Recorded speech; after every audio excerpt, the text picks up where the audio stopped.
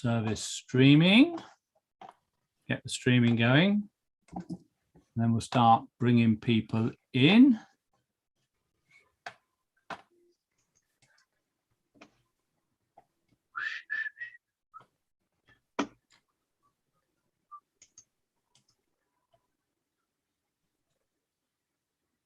It's saying it's going live now. Woo!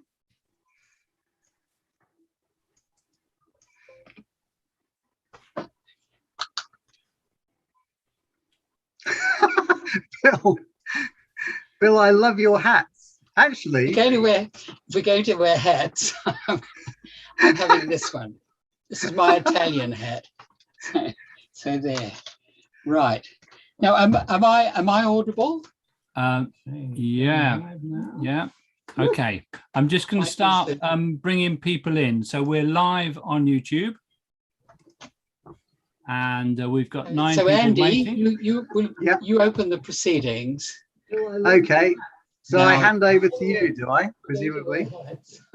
Yeah, it's the first time, the first speaker. And then are you going to be the introducing each person? I guess, are you? Yes. Yeah. Who said that, Bill? Okay. I'm bringing people in. Oh dear, what fun. Oh, they're all there. Gosh, lots of them.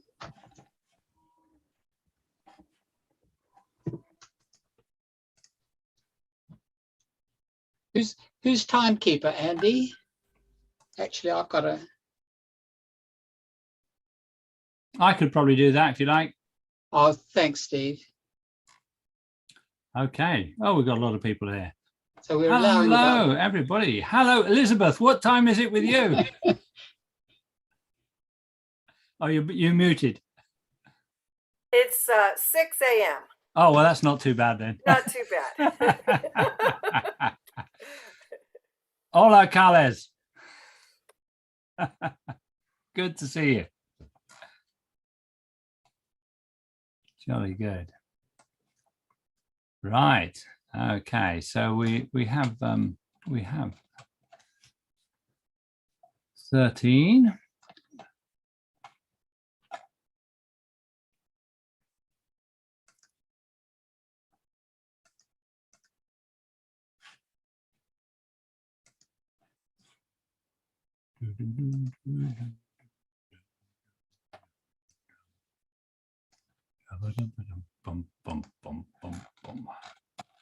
Good. Okay.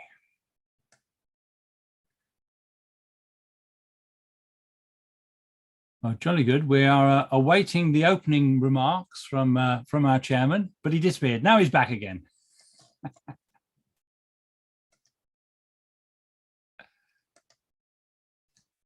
And he's muted. Well, hello everybody. So it's very exciting for me to be here today because I think it's going to be an amazing event. It's all about the colourful world of the Tabor. Going to be some really interesting perspectives on it. And without further ado, I'd like to hand over to our symposium director, Bill Tuck. Over to you, Bill.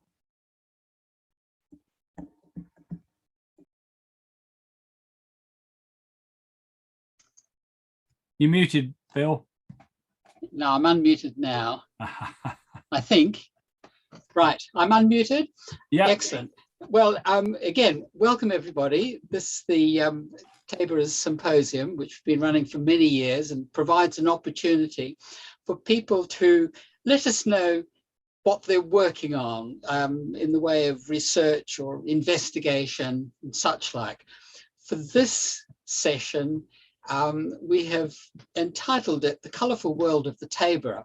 And what we're hoping for, and what I'm sure we'll get, are a number of really nice illustrations of things that we didn't really, or maybe didn't know about, and which our speakers find important as part of their current research.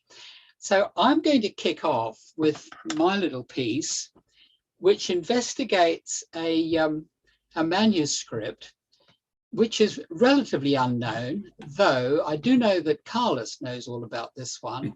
And in fact, I think we both were led to it by the same person, Barbara Sparty, who mentions it in a paper some years ago. It is a very interesting manuscript. It is available online. It has some very beautiful illustrations and is very informative about the pipe and tabor and its role, its position in the state ceremonies in Naples in the late 15th century. Right, so if we can switch to my PowerPoint, I will show the pictures. Steve, if I just bring up my PowerPoint? Yes, if you share screen and go to your PowerPoint. Oh, sorry, I brought it up. I didn't click the share screen first. So share screen. Hang on, one moment. Share screen, and then bring up from here or from below. Let me just click that. From there, from share screen. Got it. There you are, you're on it. Yep, right. Let me just minimize the pictures so I can see things. Right. Well, I'll go back to the beginning. Well, no, I'll start there and then go back. This is where the manuscript resides. It was called. Let me go. Well, I call it the Cronaca de Fra. Back. Here we are. Cronaca del Ferraiolo. It's a historical illustrated manuscript from Naples in the late 15th century. The original resides in this building, the Pierpont Morgan Library in New York, but it's all available online. And here is, right, let me just move that so I can see it. The manuscript is available online from the Pierpont Morgan, and it's there titled Fasciculus Temporum. It's a collection of 4 separate manuscripts, all bound together. And the 4th of these manuscripts is the Cronaca del Ferraiolo. You can see this. I think this is the opening page of one of the early opening pages. You can get the general form of the manuscript from this picture. It's all a little bit like that, though many of the illustrations are clearly executed by different illustrators, as is the text. I think there are several persons, several different hands recognizable in the text. But we're not particularly interested in the technical details of manuscript analysis. We really want the pictures. So let me, next one, no, there we are. Right, the Cronaca del Ferraiolo begins in 1442, but it's mostly about the years 1494 to 1498. And this is interesting because it was the beginning of the Italian Wars.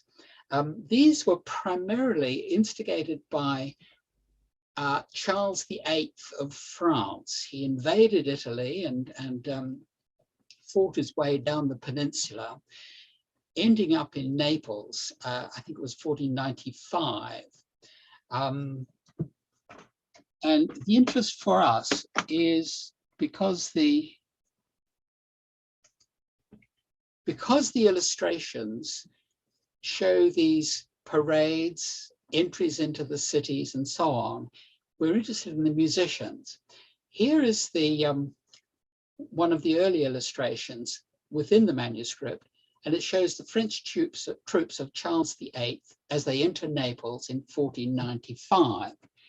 At the top, you can see the musicians at the front, followed by cannons.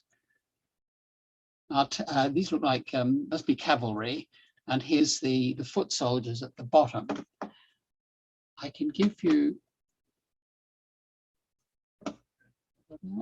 that's the one there. This is a detail from that, and it shows the instruments, the musicians at the front, and what they're playing, flute and drum. I'm suggesting it's flute and drum, but it might plausibly be a cornetto, though it's a little bit early for that.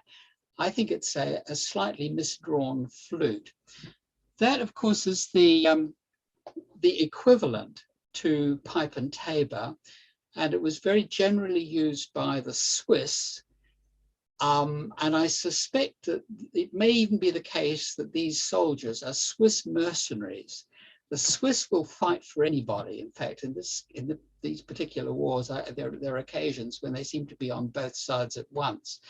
The Swiss version of the pipe and tabor is the flute and drum, and it's often generally called the Swiss pair. Now, this is also very interesting. It's my second band. What happens here in the chronicles? It's mentioned about how the Ottoman forces captured Otranto in 1480. They were thrown out. I mean, they did terrible things, as was often the case on both sides. But they were thrown out in 1481. But they later became a part of the alliance against France. The interesting thing from our point of view is, again, the musicians at the top. And I have a detailed picture here, which shows the little band, detail of the Turkish band. And we have, I don't know if you can see my cursor, but we've got some sort of shawm here. Now this instrument, it looks very much like there is definitely a drum, and I'm assuming that there will be a pipe, a three-hole pipe, which is unusual because I wasn't aware that the three-hole pipe actually featured within the instrumentarium of the 15th century Turkish bands, but it does appear to be there nevertheless. And on the right-hand side of this chap, we have the two trumpets very clearly shown there. So that's the lineup of a Turkish band. It suggests shawm, pipe and tabor, and two straight trumpets. Going down, this is a very interesting one. This shows the entry of Ferdinand II of Aragon, King of Spain, entry into Naples in 1495, following the expulsion of the French. There was a lot of toing and froing. Charles VIII invaded Italy, and he captured Naples, expelling the previous king of Naples, Alfonso II, who happened to be Ferdinand's first cousin once removed, and so on, step new. Anyway, the interrelationship of the people is actually quite complicated. But I think all one has to recognize is some are French, some are Italian, some are Spanish, Aragonese, and some are Swiss. And I'll try and show you this is why the manuscript is interesting, because it covers all these different groups, and it shows the different instruments used within the ceremonial bands for each of them. So this is Ferdinand, who had been crowned King of Naples, I believe, early in 1495, but he was then expelled by Charles and doesn't come back until about the September of that year. So there's a lot of toing and froing in this. But anyway, this is his great entrance, and I think it is in something like September 1495. And from our point of view, the interesting thing, once again, are the instruments, which I will attempt to show here. This is the first part of the band. And what we have here are kettle drums, little nakers at the front. Three of them, three chaps playing nakers while riding upon their horse, or knackers, whichever you may prefer. Three trumpeters, two pipe and tabor players. It's very clearly pipe and tabor here.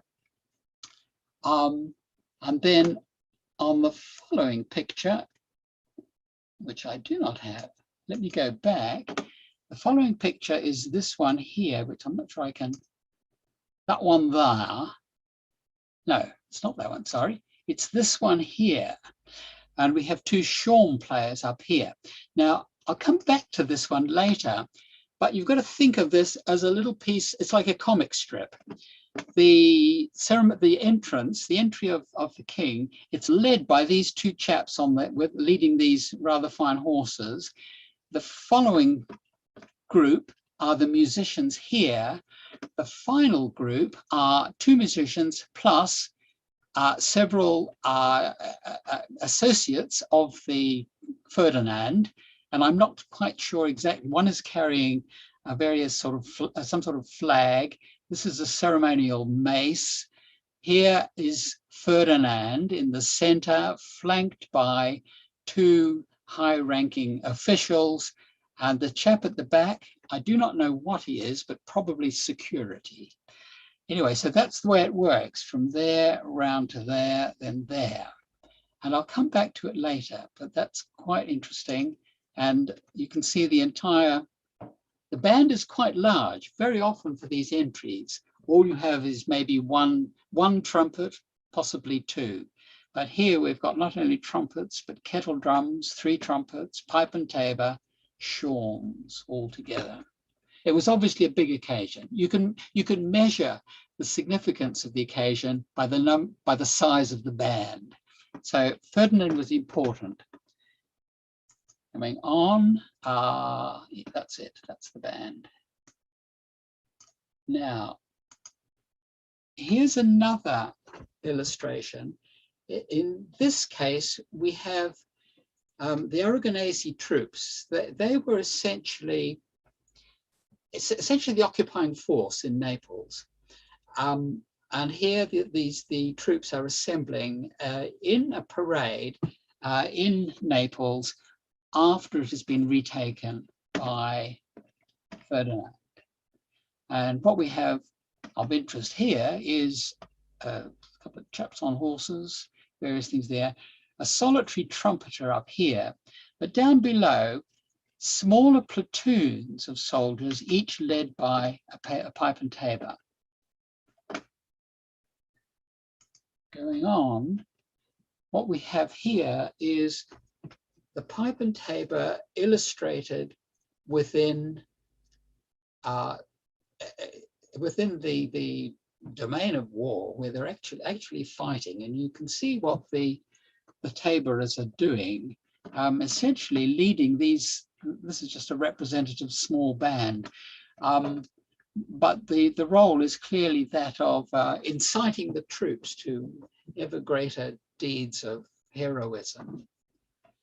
What I am uncertain of is the significance of the uniform. They are both dressed rather similarly, with red hose, and a red helmet. And this one has rather curious ears.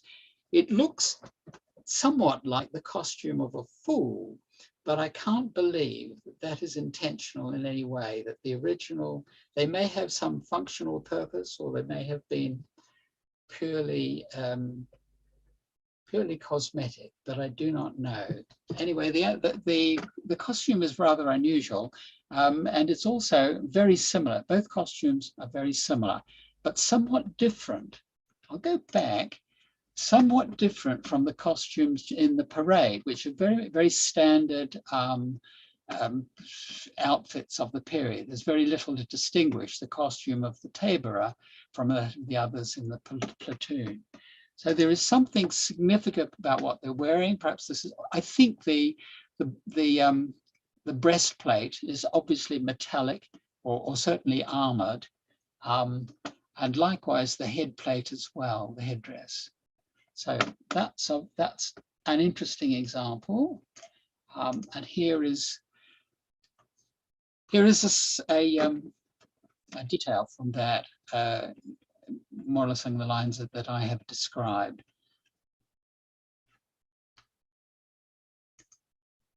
Now that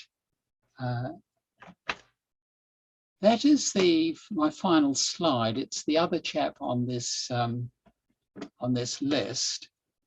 The ones I have, so I have here, I have shown in the sequence the 3 different bands. One is the French, the Ottoman, and the Aragonese. I think also in the chronicle, there are upwards of 100 different illustrations.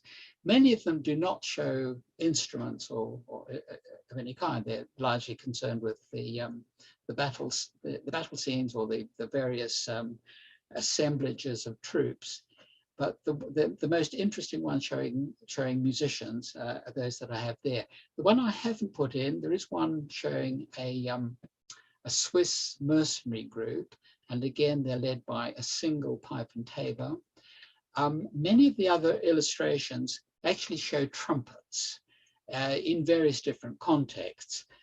So you see them leading parades. As I mentioned earlier, often it's just one trumpet or two. The number increases with the significance of the person doing the entry.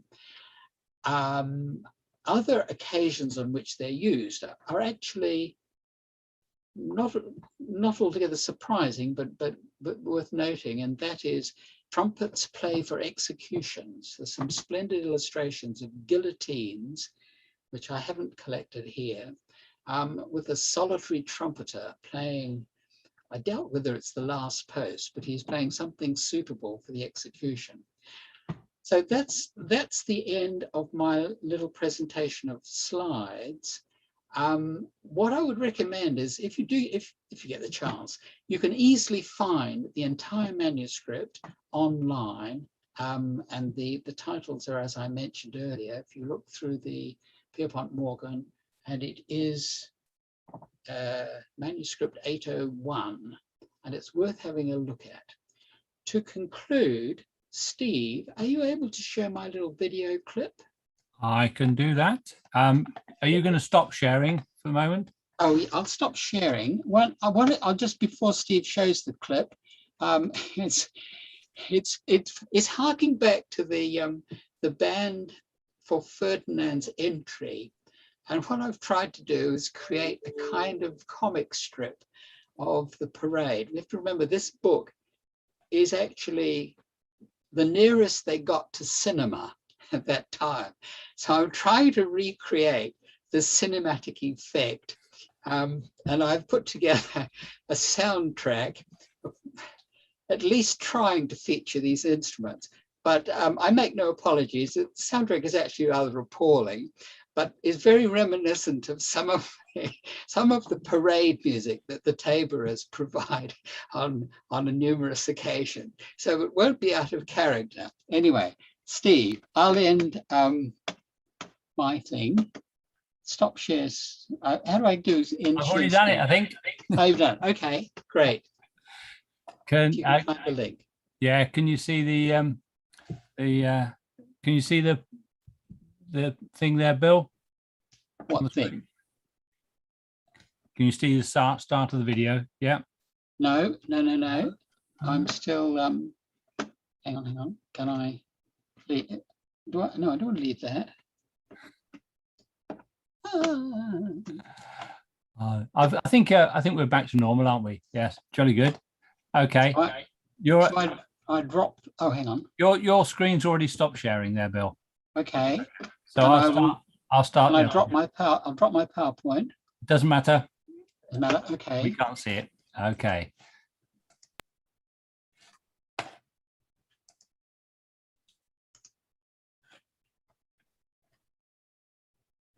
Excellent. Does my commentary come across over this? Can't hear anything. Can't hear anything. Boys, I'm not muted. No, I mean I've got it turned up full, but it's not playing commentary. No, is my commentary coming through? No. You can't hear anything from me? No. Oh, I can hear you now. Yeah. That's all I need, just me. Right, that's the two horsemen leading their horses, start of the parade. Oh, here's the band. Trumpets, drums.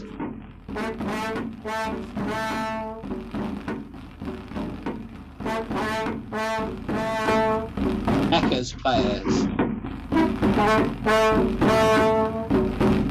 Getting louder.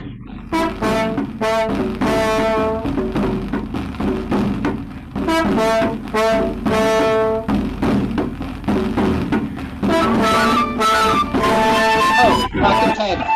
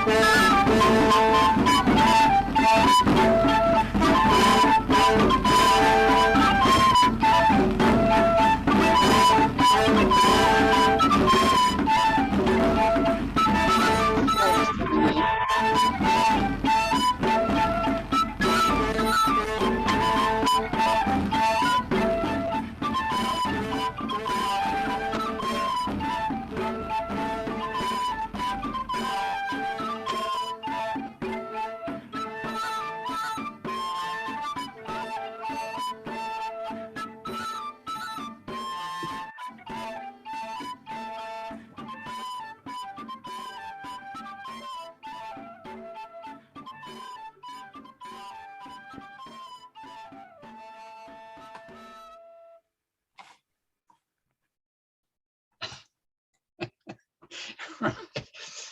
Anyway, that's it. I know it's not going to win me any Oscars, but it was my best effort in the circumstances. So Bill, that's fantastic. That's just so. I was transported to southern Italy, and I was wishing I was wearing a codpiece. You know, it's just I was there. We wish you'd put your codpiece back on. Yes. Oh, that was fantastic. Anyway, thank you. That's my presentation. Thanks That was really for watching. And apologies for any whatever. Over to you, So, Andy. Oh, is it over to me?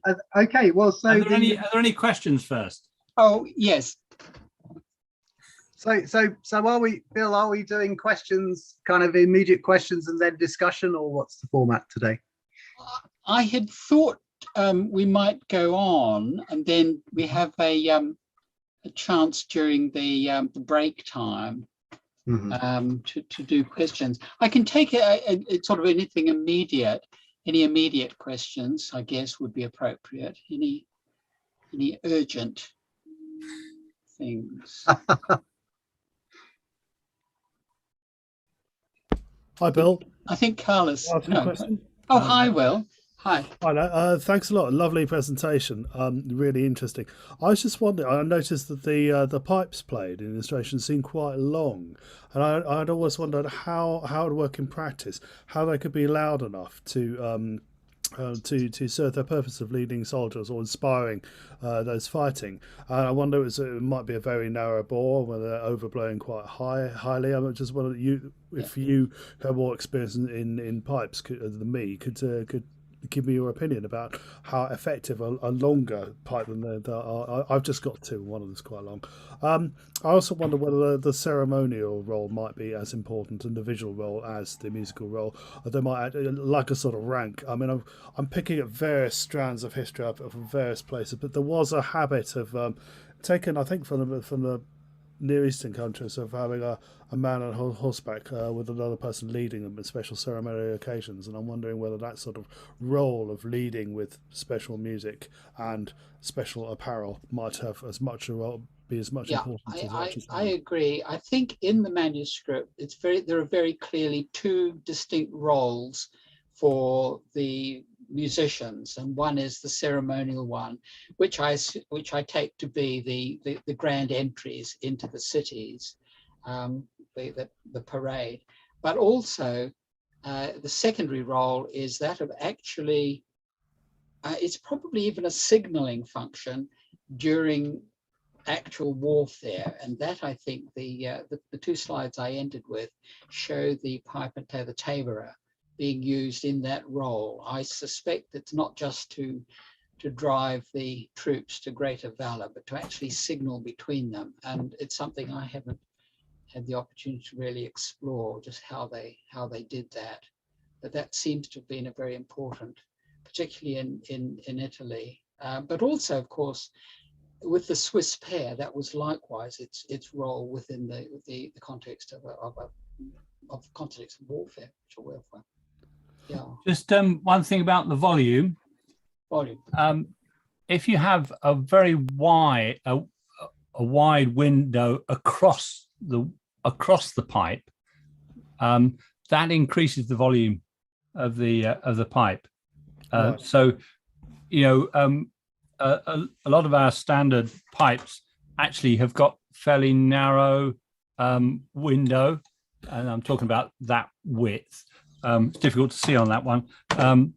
I think this one here, this generation is probably about 2/3 the width of the bore of the pipe, whereas this one is the width of the window is the width of the bore of the pipe. It's a much louder pipe. Yeah, I agree, Steve. I recorded that little track of music using a G pipe that has a very open window, and it takes a lot of wind. And it seems to be the amount of wind you can throw through the pipe without it distorting determines to a large extent how loud it can be. I think, I mean, our large, long D pipes, which look to be similar to the ones illustrated here, they're rather refined in the sort of sound they make, but I'm sure you could design them in a way that would make them quite loud. And the pipes I've heard from some of our Spanish members are very, very loud indeed. So I don't see that as being a problem. They're not like recorders, for example. It's a completely different instrument, it makes a lot more noise, and you'd never play a recorder in a military context. But that's one of the big differences, is that volume-wise, they can be loud. And also if they're playing in the upper register. Yeah. Yes, indeed. Yes, indeed. But I hear we've got, I mean, with the long pipes, they're probably not playing in the upper string. They're probably in the middle register, but they can still be very loud in that register. We're rounding 2 minutes late now. I think we should move on. Yeah. We can discuss things later in the break period. Yes. Can I just say that Carlos is offering, he's got a publication on this subject, and he's asking if we're interested in a translation, and I've already said yes, definitely, please. Can I follow that up? Because I know Carlos's publication, and I read it with my halting Catalan, and I did a partial translation, and I kept meaning to go back to it and do it properly and put it up on our website. So if Carlos is offering to do a translation, that would be great. I did, with the help of Google Translate, I managed to get a good deal of it done, but it really is, it's a very interesting article and well worth publishing. So, Carlos, what? Oh, well, let's hope so. We'll get that organized in some way. Yeah, that'd be good.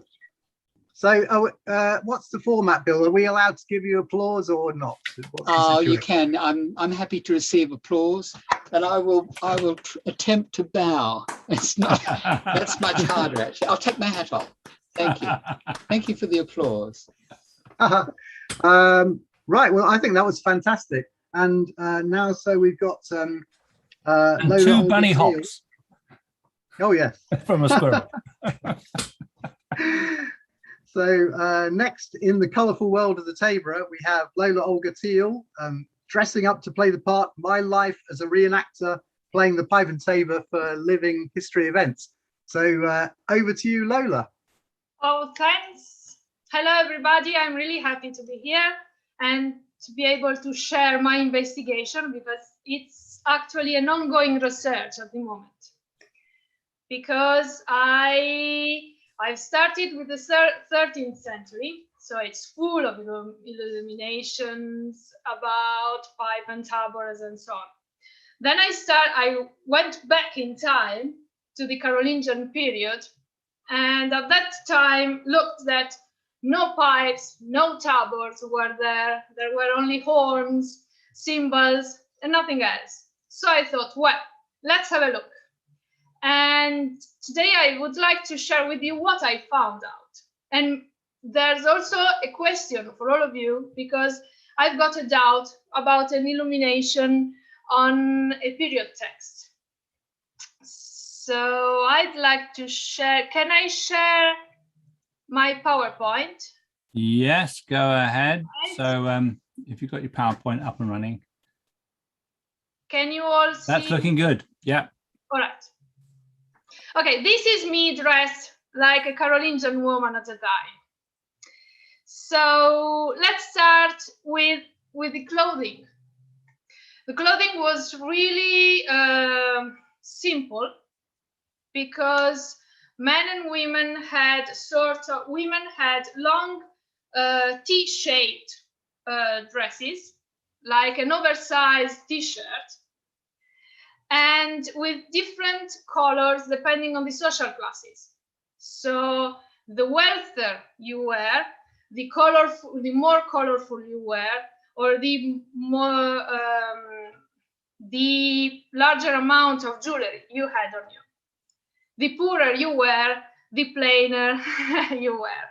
And you can see here that there's a musician with cymbals, because at the time women used to dance with the percussions.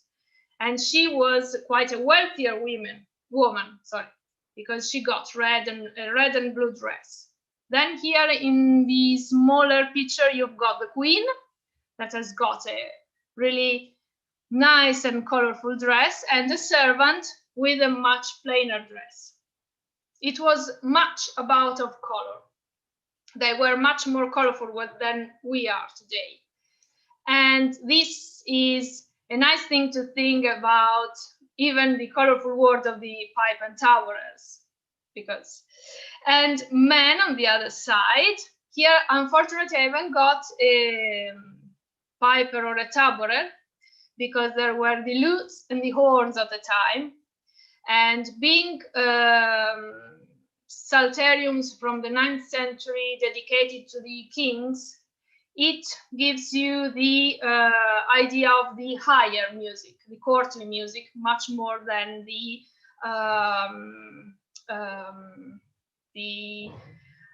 everyday music. So we've got horns and lutes, but you can see the differences in between the clothing. At the court, you've got much more colorful clothing. Men had an oversized T-shirt again, but shorter, with trousers underneath the Torsberg like the Vikings had. And then they had leg wraps on them as socks, and to keep their legs warm. Then if you go in a sort of countryside atmosphere, you've got a much plainer clothing and less colorful from a certain point of view.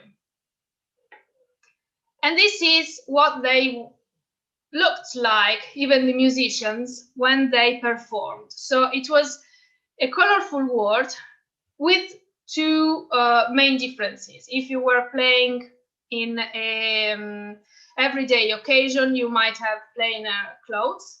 And for the court, you were dressing with all the colors you can afford.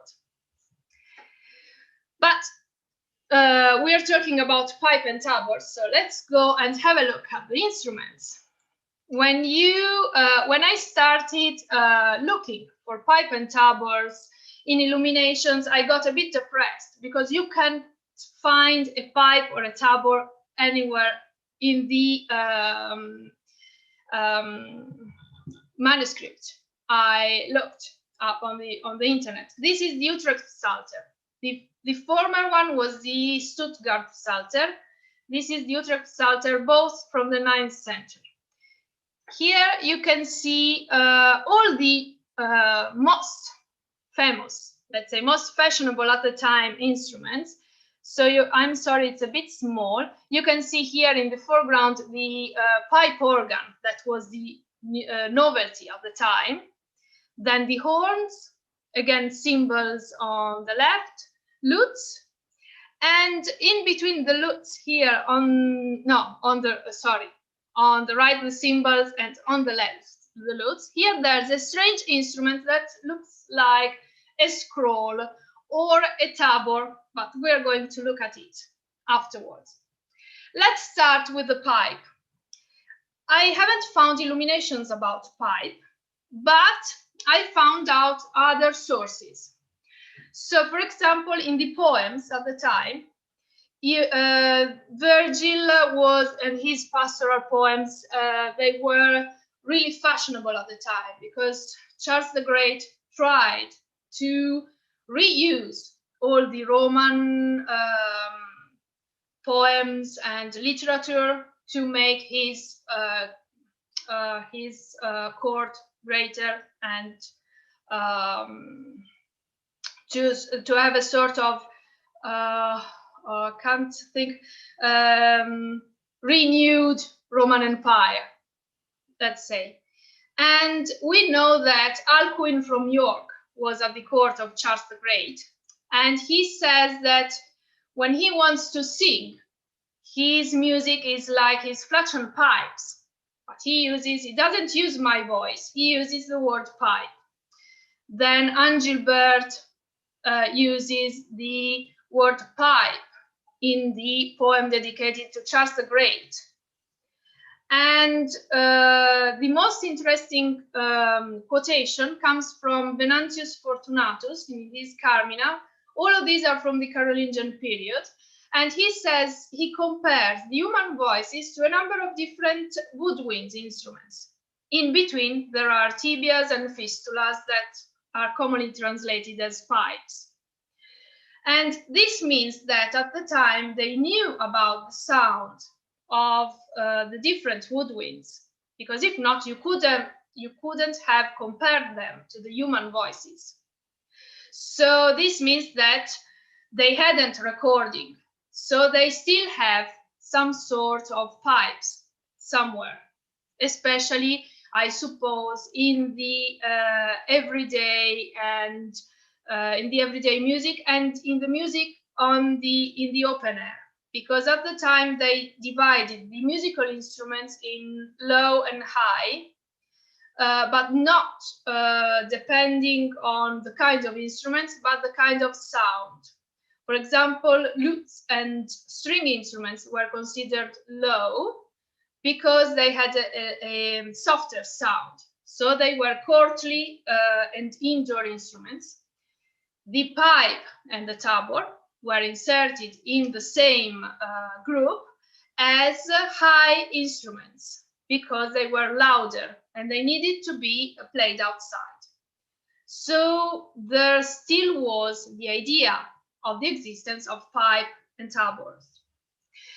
And now we know that, for example, before Charles the Great, this is, I'm sorry, but they're a bit small, but I couldn't find bigger resolutions pictures, but we've got a Bible by Virgilio Romano in the 5th century AD, so much earlier than Charles the Great, and we still have the pictures of pipes. The Roman period and the late Roman period is full of pipes descriptions and even tabor descriptions. But then we've got nothing from this point to the 11th century, as far as I found out. That maybe there might, I hope to find something in the middle. And in the 11th century, and this is the Indochime Cathedral, it's a Salome, and you can find the pipe again. This is a kind of recorder or a pipe. I can't see how many holes it's got. But how can I say that in the period of Charles the Great, they still had pipes? Because we've got archaeological findings. So these are the Mosley bone flutes that have been found in a monastery in Switzerland quite recently, 2 years ago. They come from the 9th century, and from the studies, one is transverse and the other one is like a pipe. The one on the right is a pipe and the other one is a transverse flute from the studies. They are supposing these are two different instruments. They've got two holes because bone flutes in the period were really ordinary instruments used for everyday life or even religious celebrations. And this comes from Switzerland, but we've got something more interesting coming from Italy, southern Italy, once again. This is, the place is called Olevano sul Tusciano, southern Italy. It's in the Campania region. All these bone flutes have been found in a pit in between them, and they date back in between the 9th and 11th century. And you can see here at the bottom of the picture, there's a 3-holed pipe. Then we've got several different pieces, but the interesting thing here, it's this short stick that has got the number 402 and something like that, can be 3 or 5. They suppose that it's a drumstick. So this means that these instruments were played together, maybe not only by only one player at the same time, but maybe two. And this also might mean that even in the Carolingian period, there were a sort of pipe and tabor tradition. We know that, for example, here in this area of Italy, a lot of religious celebrations still today have pipe and tabors played. So they think, the researchers think that there might have been a sort of tradition of these two instruments played for religious celebrations that led to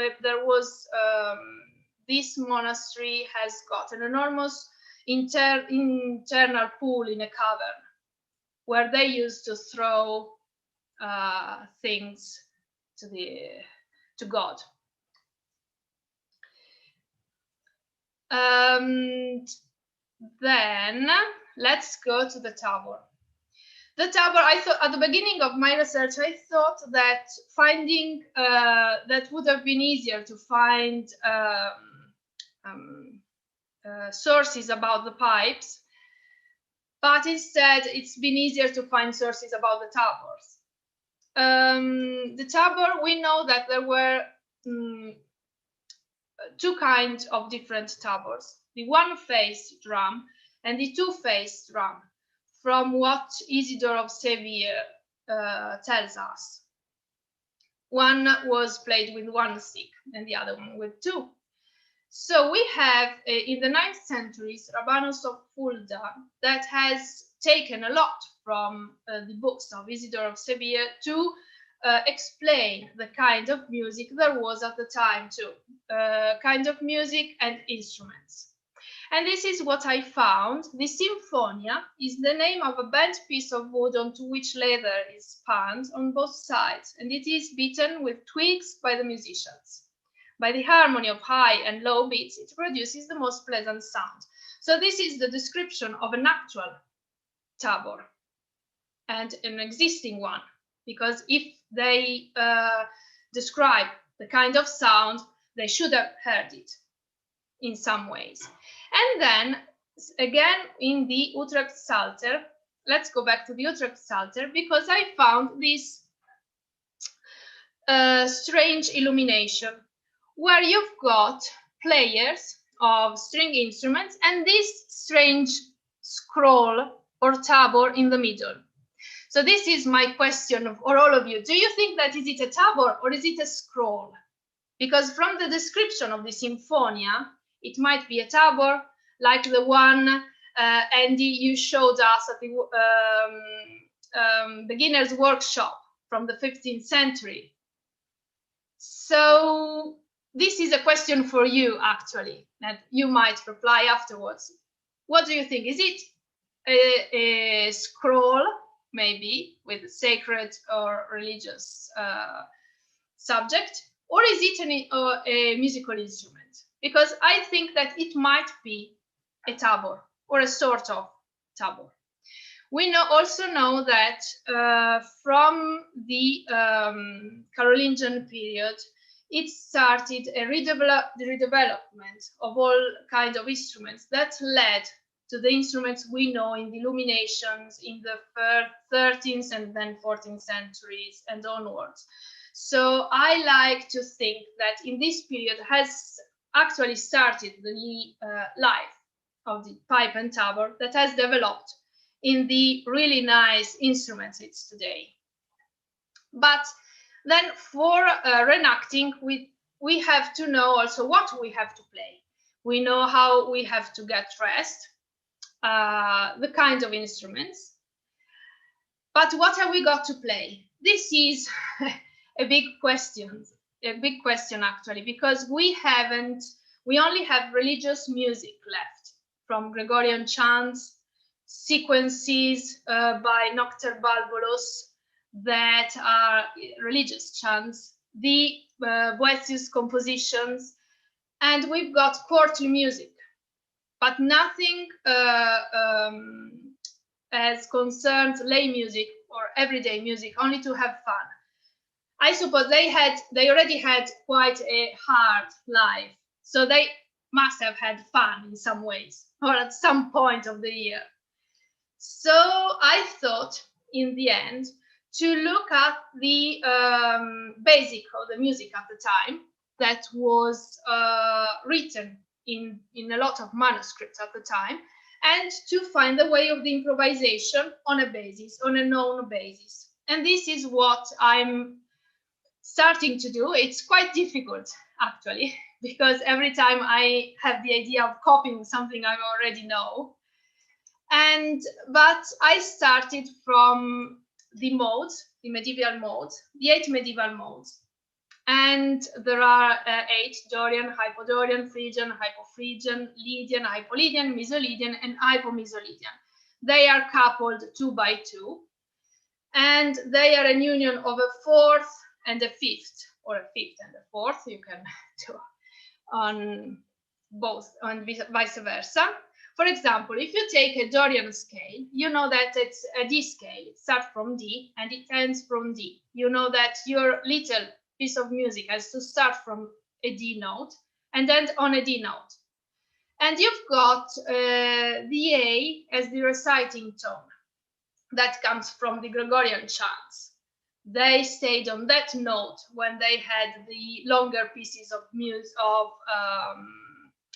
of religious chants to say. So you know that in the middle, you've got to have a lot of A's in some ways. And the same for all the other medieval modes that can be mixed. And you can start from a D scale and end up in another way. But this is useful because you know the kind of, for example, of notes you might use, and that the kind of notes were used. And for example, also there weren't a lot of sharps and flats because the musical instruments were not that perfect as today's instruments. And so they based their ear on the tones and semitones. When you've got the semitones in between E and F and the other semitone between B and C, putting these 2 semitones in different places of what you are playing, it gives a different idea, a sound to what you're playing, happier, sadder, more melancholic or not. And on the other side, there are also the rhythmic modes that, from a certain point of view, they recollect a lot the folk music and even part of the Morris dances as the base of the kind of different rhythmic divisions. So you can have these rhythmic divisions as the base of what you are going to create. And all put together, you might try to improvise something and have the idea of having done something that a musician at the time would have done. even though they didn't know about music, rhythmic modes, and so on, because all what was learned outside the court and the monasteries was learned orally. So maybe a song that I teach you in the end might become a different song, because maybe after a period of time you forget a bit and you add your own and they change. And then I wanted to, and for example, I used the base of the sequences to give a sort of structure of what I'm trying to create, because Noctur Balbulus from the 9th century, he reorganized the Roman chant in the sequences. He took the Roman meter and he simplified it. So one syllable, one note, to make even more straightforward to learn all the chanties. And he coupled all the verses. So you can have the same melody for verse number 1, for example, and the same melody for the verse number 2, especially if they are rhyming. So I thought, if this was done for the religious and the courtly music, why can't I do it for the lay music and the everyday music? So maybe I can repeat the things twice, as it often happens with folk music, that you've got the can't think the English got blocked. All right, let's go on. Then it will come back to mind. And because this is what I was saying, so A is equal to B. This is a modern transcription of a Noctur Balbulus sequence, and this is part of the original. So you see that all these commas and points are actually the melody. You can find on YouTube a lot of some good recording about this kind of music, the sequences, and some of these sequences are quite rhythmically interesting. Now let's go quickly to my character. So I had to invent a new person to volunteer at an open-air museum near Siena in Tuscany, where I live. This is a Carolingian village with where the archaeologists have rebuilt what they suppose it was at the time in the 9th century. So my character is called Lupula, but that it was a name really existing. And I had to invent a biography. So she knows music, so she had to be raised in a nunnery. So she has been sent to a nunnery to learn to write and sing before coming back. And she is the sister of the dominus, the ruler of the estate, because if not, it would have been difficult. She had her own instruments and her possibility to play instead of working in the fields. And she plays for her family and the inhabitants whenever it happens, whenever she's got the occasion. And the clothing is similar to what we saw at the beginning. So she's got a plain dress. This is the summer dress. Then I've got a woolen one too. Then she's got a veil, because women used to have a veil. And especially to cover my short hair, it's useful. And she's got yellow socks with nail binding technique. It's a sort of knitting technique. The shoes are called the Carbatine shoes. They come from the Roman tradition. Then leather belt and the leather pouch. And the instruments, I'm still not really happy with what I had, but I had to find the right balance in between what I can really afford, and the musical instruments nearer to what I think they were. So I thought to find plain pipes without any kind of decoration, and a small drum. It's 9 inches. It's a 9 inches drum. The pipe I like more, it's the F pipe. because playing by myself and in a small area, it's softer than the D pipe. And this is it. And I'm really happy to have shared this with you. And I hope that if even there are suggestions, not only questions, they're all welcome, because I have just started this strange investigation on the existence of pipe and tabor in a far, far and darker world of the Middle Ages. Thank you, everybody.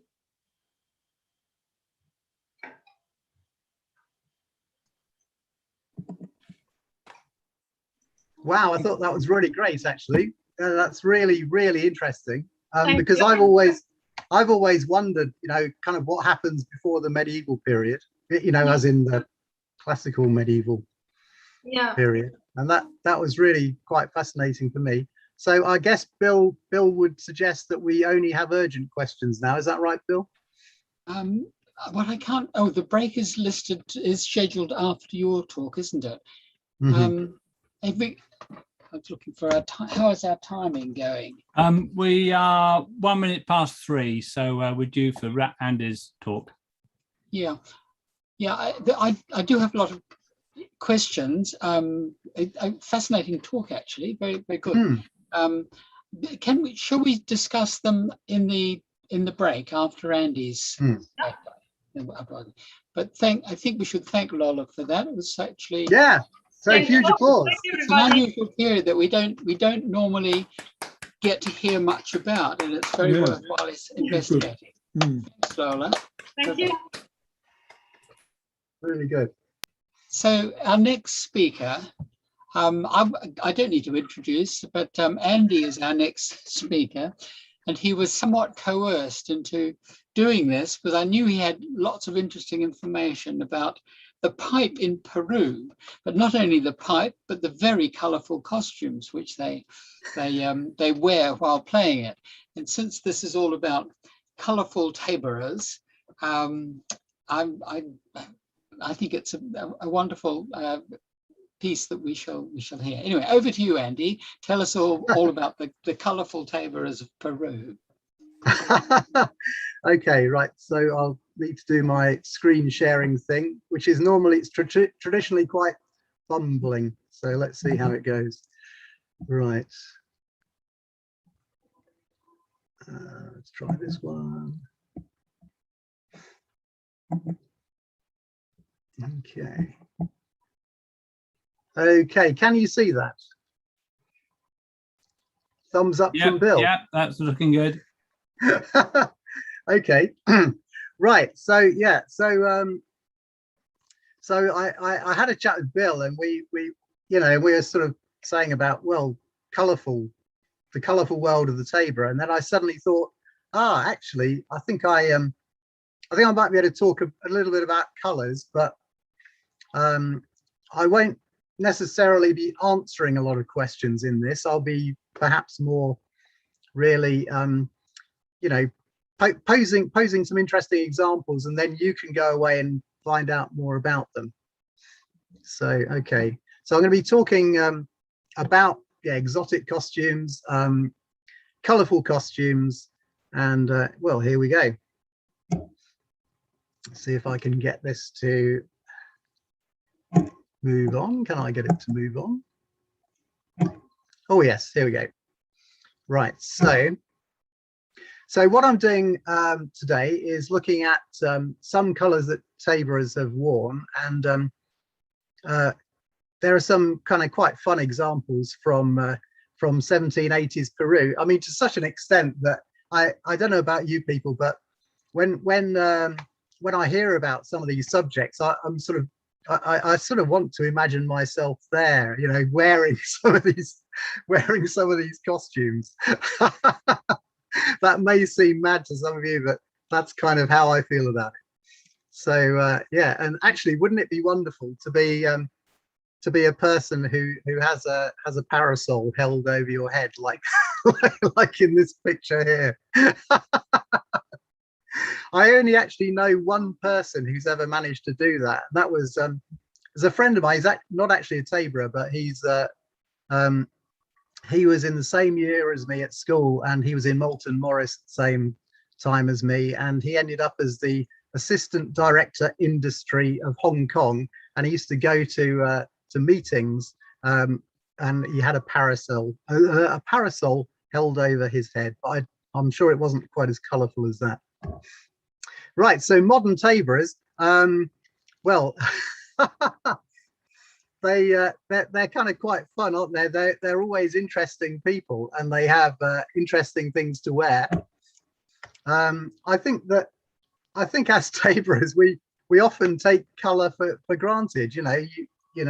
Maybe you're in a team, and you kind of maybe you start with the team, and the team just tells you what you've got to wear. There's already an established clothing associated with it. It might be something to do with the locality. It might be some historical thing. It might be a decision in the head of a kit designer. It's quite interesting, actually. Some of the ideas you do get in the heads of kit designers, and there might be a bit more about that tomorrow when we talk to John Jenner about the early days of the travelling Morris. There's some very interesting, weird things going on in some people's heads right about that time. So that should be quite interesting, some of the stuff tomorrow. So 2 o'clock tomorrow, if you get a chance. Anyway, these people are wearing all sorts of colours. They are, of course, the Pipe and Tabor Society of Japan, and they are assembled for their garbage cat parade. And so lots of colours, and of course, different coloured cat costumes. There you go. So modern Taborers, right? So you might perhaps be almost sucked into doing something with some classical musicians, or musicians with some kind of classical bent. So it's very fashionable to be black in terms of your costume, or have large swathes of black for that.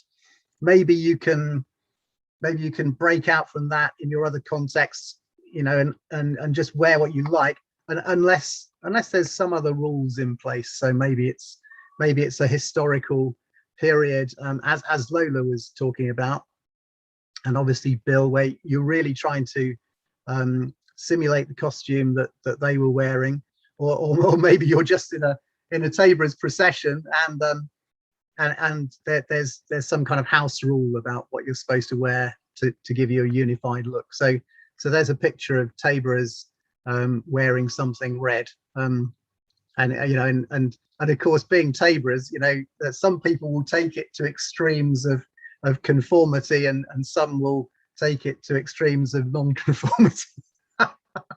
So that's Taborers, and it's a wonderful thing that that we have all this variation. I just absolutely love it.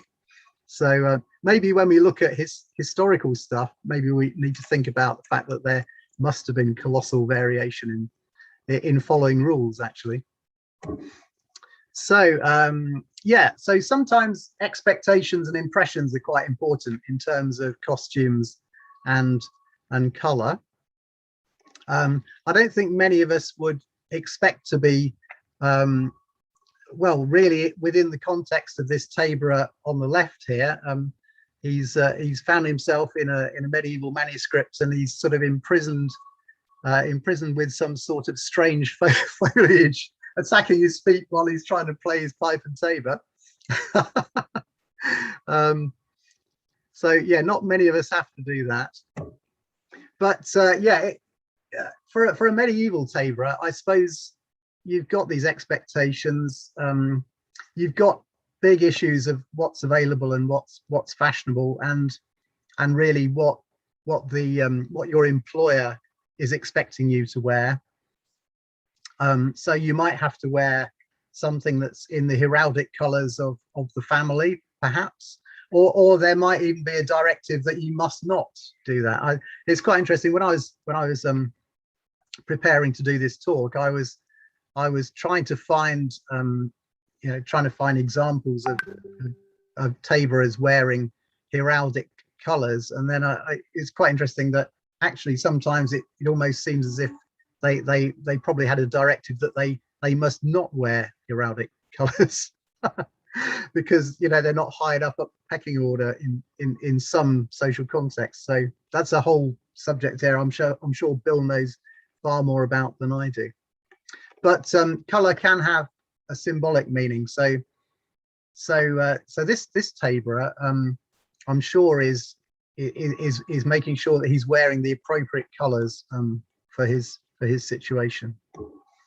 And he's from an illustration of Froissart, so illuminated in the 1470s. So yeah, lots of beautiful illustrations in that Froissart. So of course, dressing up has always been something that Taborers have done. It's one of the attractions, really. You can be a little bit eccentric, can't you? What we're going to do is we're going to look at some possible colours and how they look in pictures of some of the most amazingly brightly coloured Taborers I've found, although I'm sure somebody will say they've found some brighter ones. This is from 1780s Peru. So here we go. So we've got creamy white. I rather like this one. Yeah, I can see the attraction of wearing creamy white, and it reminds me actually of some of the pictures of the Tudor household where Taborers do seem to be in a creamy white. And then here's a very nice green actually. So he's obviously taking the opportunity to have a contrasting color from the dance performers. So he's thinking, well, I need to be contrasting with that red. I'm going to have a really nice green. And then he's thought about it and he's thought, well, what green shall I go for? And I'll go for a nice refined looking green. Okay, let's go on for another color. So here we have blue. So it's got some really quite interesting looking dancers and their fabulous dance costumes from 1780s Peru. Notice the bells, actually, they're good, aren't they? So lovely to see that similarity with some of the dance forms that we know and love. You got a panpipes down the bottom there. Somebody who appears to be playing. It's probably some sort of, I don't know, is that a percussion instrument? It seems to be in a slightly unconventional position. So goodness knows, I don't really know what that is, but it's an interesting percussion instrument. And then you've got pipe and tabor, and you've got the wonderful matching costume, the bold blue with the red. So I rather like that one. And then so moving on to red here. So yeah, so quite an interesting poncho style, I suppose you might call that, or a tabard if you're Bill, because I know that Bill's very fond of tabards. So red and white, and the red's kind of echoing the hobby horse on the left with the red jacket, and then his blue breeches are echoing the hobby horse on the right. So probably quite a lot of thoughts gone into all of these color combinations. And then here's a yellow one. So he's probably, I'm guessing that this guy has thought, well, I'm just going to be completely upstaged by what these dancers are wearing. I can't possibly compete with the fact that they're all dressed as some kind of strange bird with birds on their heads. So I'm not even going to go there with the whole bird thing. I'm just going I'm just going to go with my favorite color, which happens to be yellow. And I'm going to have a tabor that also matches it in yellow. I don't know. It's interesting. I reckon his pipe might even be a sort of yellowish wood. And then he wants to set off the yellow. So he thought, oh, how can I make the yellow look really bright? I'm going to have red breeches and blue stockings to go with that. So yeah, quite a fun combination, I think. And then of course you can always go down the pink route. So here we have a Tabor who's decided to go absolutely full steam ahead and completely go for a very similar outfit to the dancers. And wow, what amazing costumes, aren't they? Sort of pink tights, black over the knee sensuous boots, and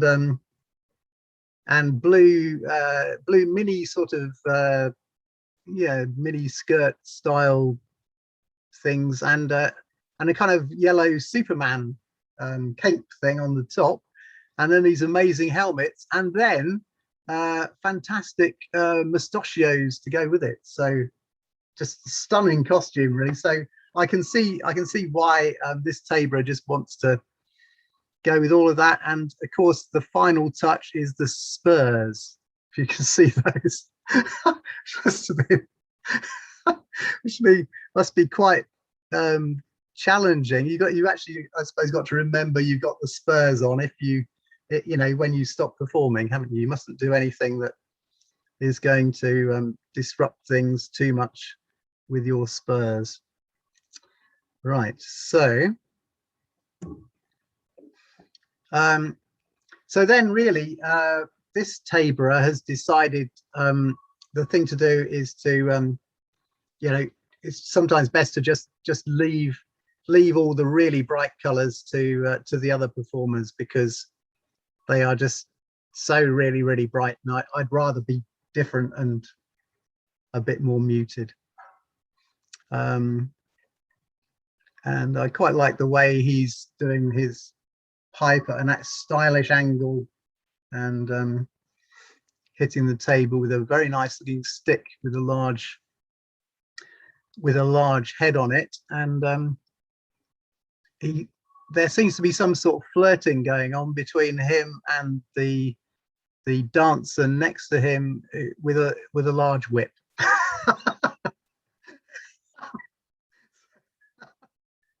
So there we go. So definitely colourful, aren't they? Right. So of course, if you really don't want to do the colourful thing, you can, and if your other performers are dressed as bears, you can just go down the dressing as a bear route. So that's this option here. So just a bit of a question for the break. What colours do you particularly like to have in your costume? I'm sure it varies according to context, and some of the most fascinating images that we do have actually don't have any colour. So it really made me think, okay, so we got Thomas Sly there in 1600. That image, it makes me wonder, well, actually, what color was his costume? And yeah, quite interesting. I don't remember any references in the stuff I've read about what color that was, but yeah, you obviously get some interesting references to color in earlier manuscript references to Morris, and certainly by 1660, when Charles II has his big maypole in the Strand, then we do know that the team's colours for the Morris dancing were purple. So gets a vote from me. So let's just have a quick review of what we've been a whistle-stop tour of some of these color issues. So so we got the medieval expectations and impressions. He doesn't want to give the wrong impression.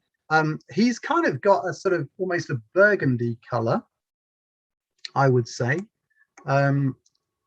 So that you know, he can't be accused of wearing a really bright red. And so interesting issues there. And if you want to read, if you want to try and get inside some ideas of the medieval mind on some of this stuff, quite a fun place to start is written by Huitzinger.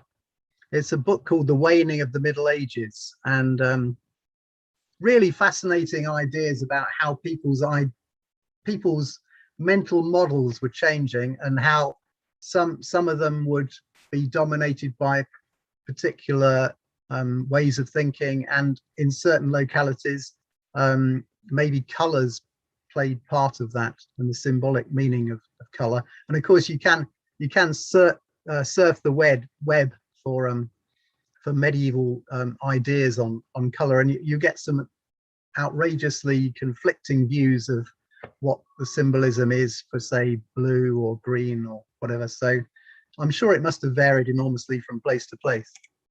That's my thought on it anyway. So we looked at these colors. We've looked at some of these amazing brightly colored tabors from 1780s Peru. Hurrah for colors, I say. And the source that I got the illustrations from is called the Codex Martinez Compagnon, and it's 9 volumes from Peru, from I don't even know how to pronounce the place that it's from, and 1411 illustrations. I found 18 taborers in there, but it is online, so you can look at it, and I'm sure there's loads more to be known about it. So it's just this presentation is really just focusing on the colors. So that's the end of my presentation. Hurrah for colors, I say.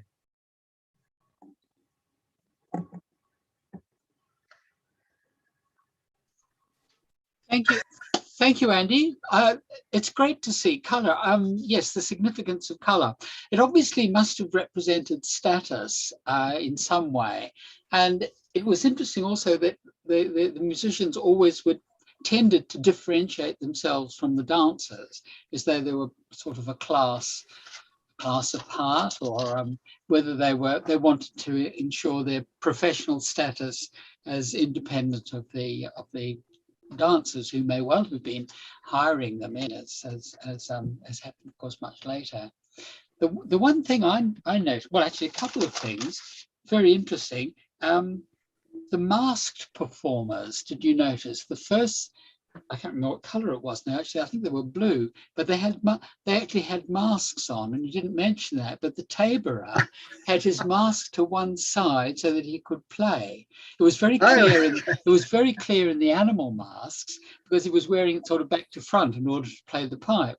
And this this is something I come across quite a bit, because I do a bit of commedia dell'arte performance, and playing in a mask is, even if you've got access to your mouth and so on, is actually quite tricky. And the masks they had, they were full face masks, so he was having to wear it on the back of his head rather than it. That was quite noticeable, very interesting. The other thing is, color was very depended. Some colors were much more expensive and more difficult to create than others, and black was notoriously expensive. So yeah, for instance, I'm at the court of Philip the Good. Philip was always in black. The higher you were within the court, the more black you could wear. And but I have a feeling I have seen costumed taborers also in black, which indicates that their position in that particular court may well have been quite high.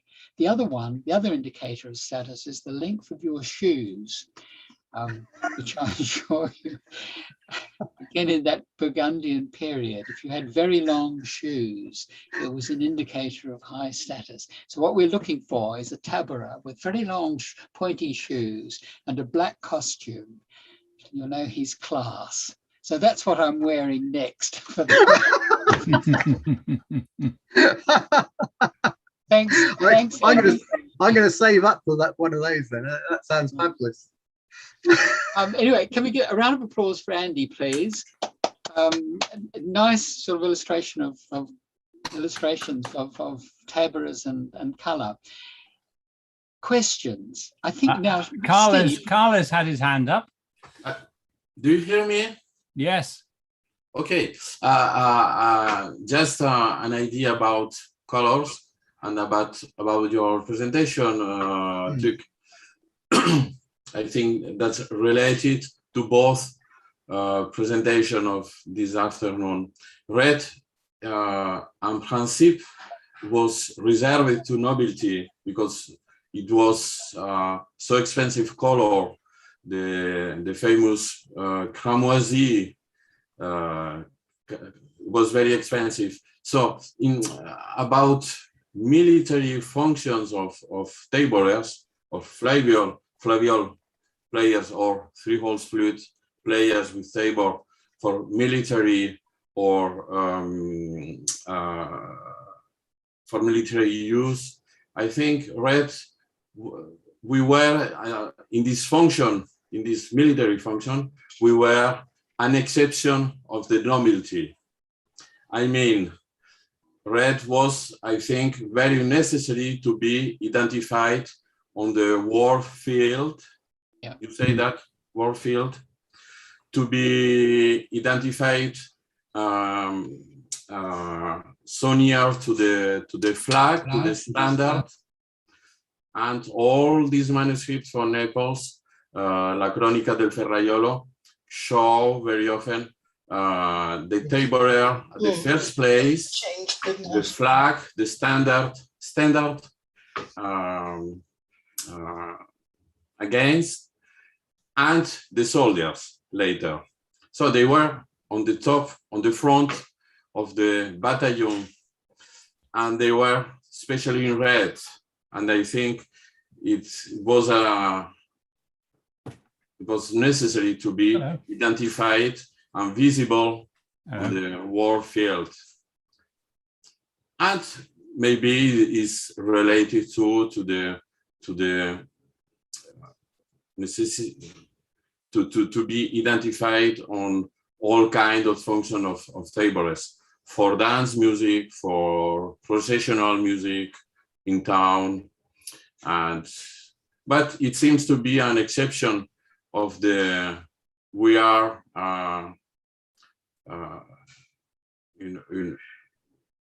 musicians are very low considered in society, but we were in red as an exception of nobility. But we know that we are very noble.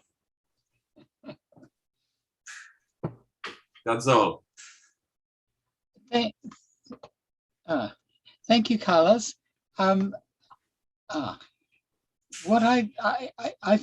yes, the one thing I never did discover was how the actual taborer, clearly they have a very important role on the battlefield, communicating as well as leading the armies.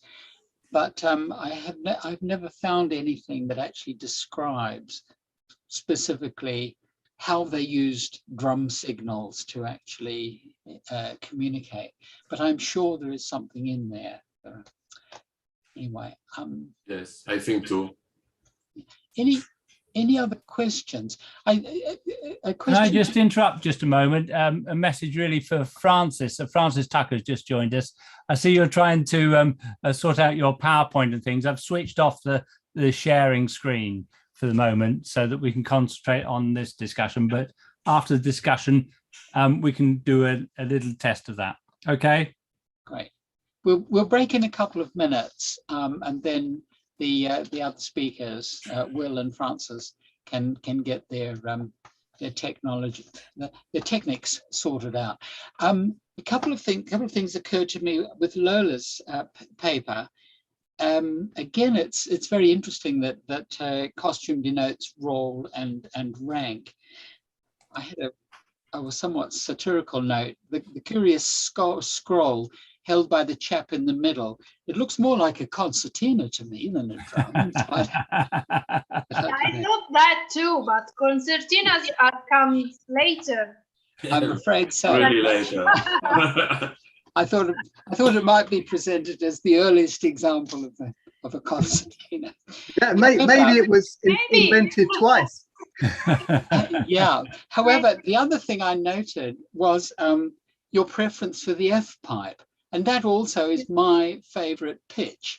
And it's not as cumbersome as a long D, and it works very well, and has certainly playing indoors. It's a good pitch to work with. The other thing I have noticed is that virtually everything in the 15th century dance repertoire can be played on an F pipe without any transposition. Is that something you have? Yeah, it's the same. I usually play the F pipe with the D fingering. Yeah. And it works well. Yeah, in the end. I've got problems with the higher notes, but it's me, not the pipe. Yes, so a good plug for the F pipe for all you three-hole pipe makers out there. Let's have more of those. Yeah. I've got a comment there actually. Lola, I don't know whether you're familiar with. I was just going to add you in there. Familiar with the paper by Richard Sermon, and I can share the screen here. A couple of years ago, I discovered a bone flute, which looks like a three-hole pipe. All the holes are down the bottom end, and there's an image of it here. So it's a long flute with three holes at the bottom. This was in Waterford, and it's very similar to another one found in Norfolk in England. And so there are a couple of these bone ones. This one we think is crane. The Norwich one is swan. Both of these are dated to the 12th to 13th century. I mean, there are bone flutes that go back. The oldest instrument we have, musical instrument we have in the world is a bone flute. But this particular type of bone flute with all the holes down the end, this long thin one with three holes at the end. I think we've now unearthed about 4 of them, and these ones all relate to about the same time, about somewhere around 1200. Yeah, that's interesting. Really. Just a point. I'm wondering. It is surprising that there are so few, almost no illustrations in that period, 8th, 9th, 10th century, of three-hole pipes. And I'm just wondering if it wasn't a question of status. It is not that the pipes weren't there, but they didn't have sufficient status within the court circles to warrant illustration. And that may explain the absence there.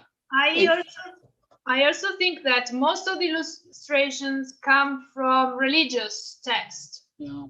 So you've got horns because of religious matters, and then being done for the courts, they painted what they used to see. So the lutes, string instruments, then string instruments were usually played by angels and so on.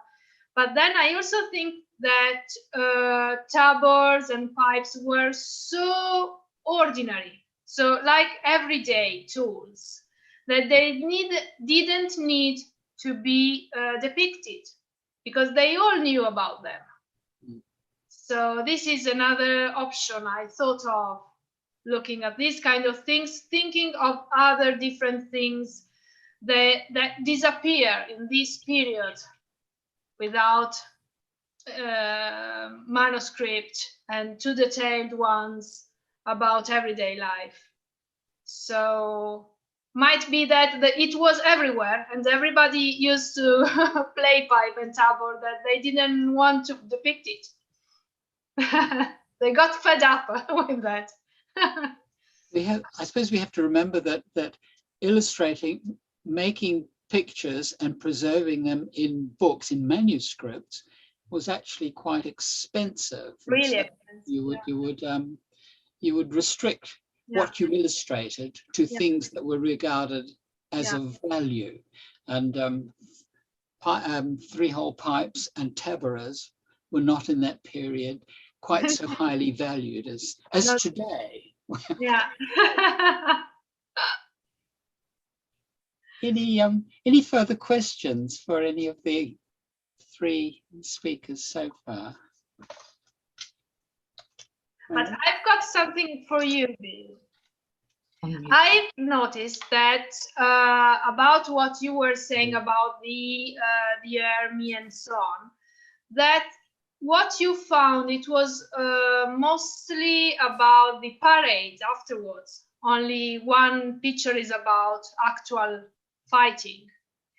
And from what I found, usually in the 13th and especially 14th century in Tuscany, pipe and tabors were used in front of the army to give orders. Yep. And if I can share the picture, because one of the pictures reminded me about a picture I found in Siena, near where I live. And if I can share it, I would like to show it. Yeah, I've set up sharing for you. Okay, thank you. This is it. And it reminded me a lot of the battle thing. And you can see the taborers here, 3 taborers on the left, 4 taborers in the middle of the fighting. And it reminded me the manuscript you showed us. Right. And this is 1363 in Siena. Right. That's wonderful. Yeah. That's fantastic. So apart from the 3, is it 2 or 3, 2 trumpeters? Yeah. We have 2 trumpeters. And in the back, there are pipe and taborers. Yeah, 3 taborers. And on the opposing side? Yeah, this is, I don't know. I still don't know, because the Sienese had it.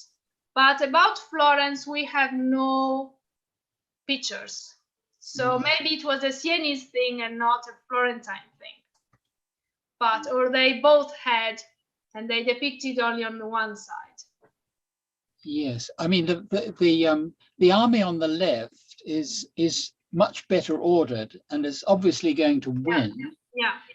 Those on the right are in considerable disarray. I think the taborers, they have been there. They've run off home.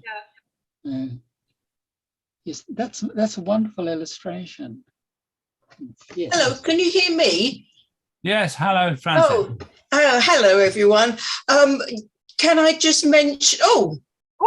Picture's gone. It was about that picture, actually. All right. That it's back. So we were. That's a super picture, actually. It's one of the best ones of that I've seen. In the Pipe and Tabor Compendium, I've got a section called On Ships and at War, where I've had a little discussion with myself with these sorts of pictures. And this is actually quite well known. Somebody has written a book about pipe and taborers in the Italian armies. and I've got the reference down in that section of the Pipe and Tabor Compendium. It's in Italian, and I don't speak Italian, so I can't tell you what's in it. But if you could look it up and do a translation, Lola, that would be brilliant. Because I really want to know. I'll have a look. Thank you very much. You're welcome. Thanks for that comment, Frances. It's one of the things that has puzzled me for a long time is finding the exact role of the tabor within the armies. So it's on your website, is it? The reference? Yes, I'll on Ships and at War. Okay, thanks. That's great. Right. Are there any further questions at the moment, or shall we break until, I think we're due on at 4, but I'd like to give a chance to the two speakers to come to sort out this stuff. I've got a comment for Andy. Oh, yeah. I don't know if you noticed, Andy, but on that wonderful picture of, I think there were 6 grand dancers, and the tabor was dancing, and they had spurs, the one with the spurs on. Oh, yes, yeah. They all had tails. They all had an animal's tail with a white tuft on the end. Oh, wow. That's pretty You'll have to awesome. look at that and see the animal's tails. Okay. Was it a tail, or was it a scabbard that had a sword in it? Do you want me to quickly get that image up? Yes, it could have been a scabbard, couldn't it? Yeah.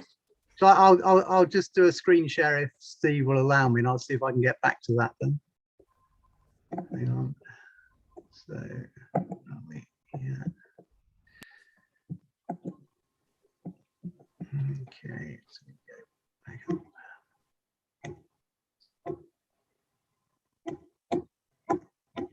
Oh, no, hang on.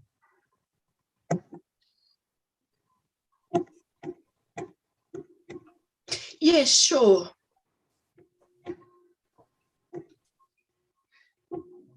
There. Ah, no, it probably is a scabbard, isn't it? I too thought it was a tail at first, and then I sort of thought again, and I thought, hang on, why would they do that? And I thought scabbards. Yeah. This is the one I mentioned. They're all in mask, and Yes, the you're tabor, right. the tabor has his mask to one side so that he can get the pipe in. Right. And the interesting thing is they're all the Guy Fawkes mask, isn't it? Guy Fawkes. Oh, yes. Oh, yes. It's an early Um, demonstration, isn't it? Yeah, it's obviously a demo, something or other. This is a role we have yet to explore. Is our function within the upcoming demonstration season? It may be. It may. I mean, most of these are dances from the religious processions. Yeah. And the traditional time for mask wearing is Carnival, and so I can quite imagine that they had a particular mask event. There is the Italian Bagolino and Pontecafaro tradition where they wear all virtually identical face masks. They aren't mustachioed, but they are. They all wear the same face mask. I might find a picture of that.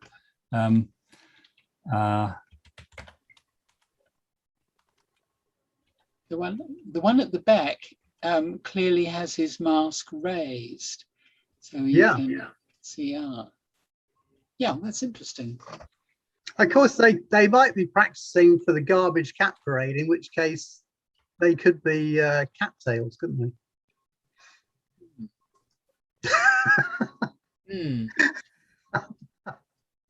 Anyway, enough of that. Shall I stop?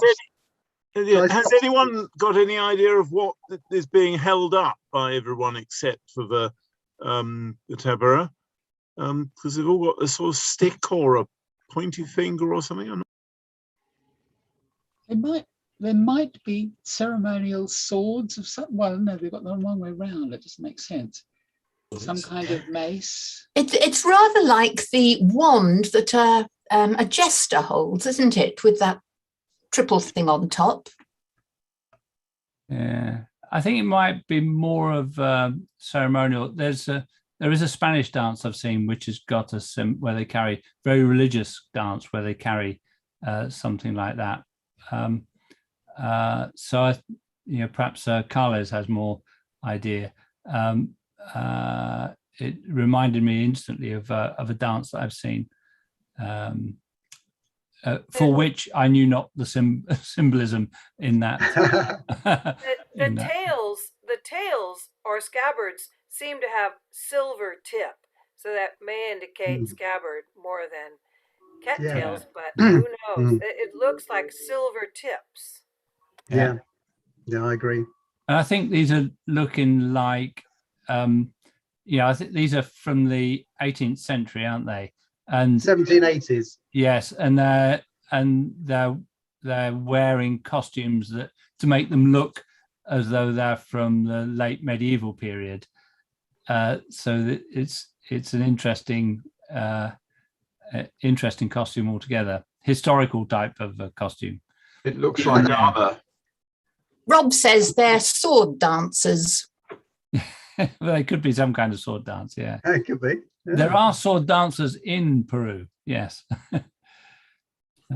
I remember some very, very close aesthetic for clothes and for attitudes, maybe in Mexican actual oral tradition, with masks, exactly with this kind of masks, with mustache, and it looks very, very, very near to some. I don't remember the name of this kind of dances in Mexico practiced. I will have a look to try to find.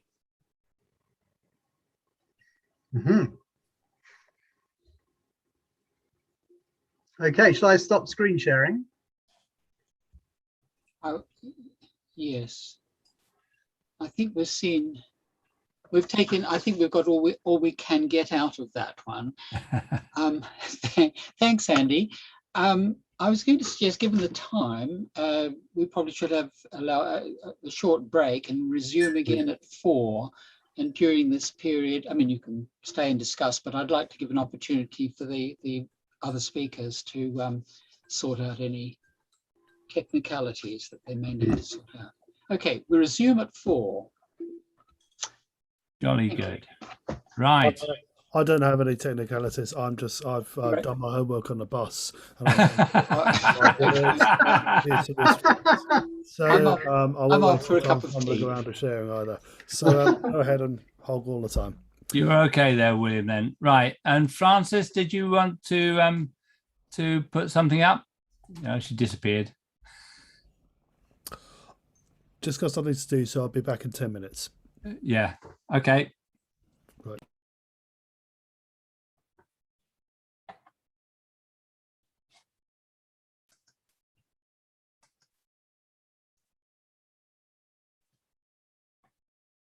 And people can feel free to have a chat and say hi to everyone. How's things, Carles, in Barcelona?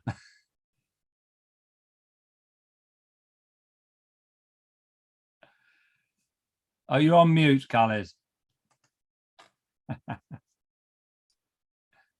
Hi to everybody. Hi, Steve. Well, things are complex. Actually. Well, for me, that's better than last year. Yeah. Of course. We are starting the new course. I will start with some good news from here, from Catalan countries. Last Saturday, we met in Fulgaroles, the village of my loved master, Rubiretas. And because was the celebration, the anniversary, the 100 of birth of rubiretas and 25 years of death of rubiretas. And we met, we had on the morning, Saturday morning, we had 4 hours of round table. You say that? Yeah, round table discussion. Round table discussion with several papers speaking about the life, the biography, the rubiretas as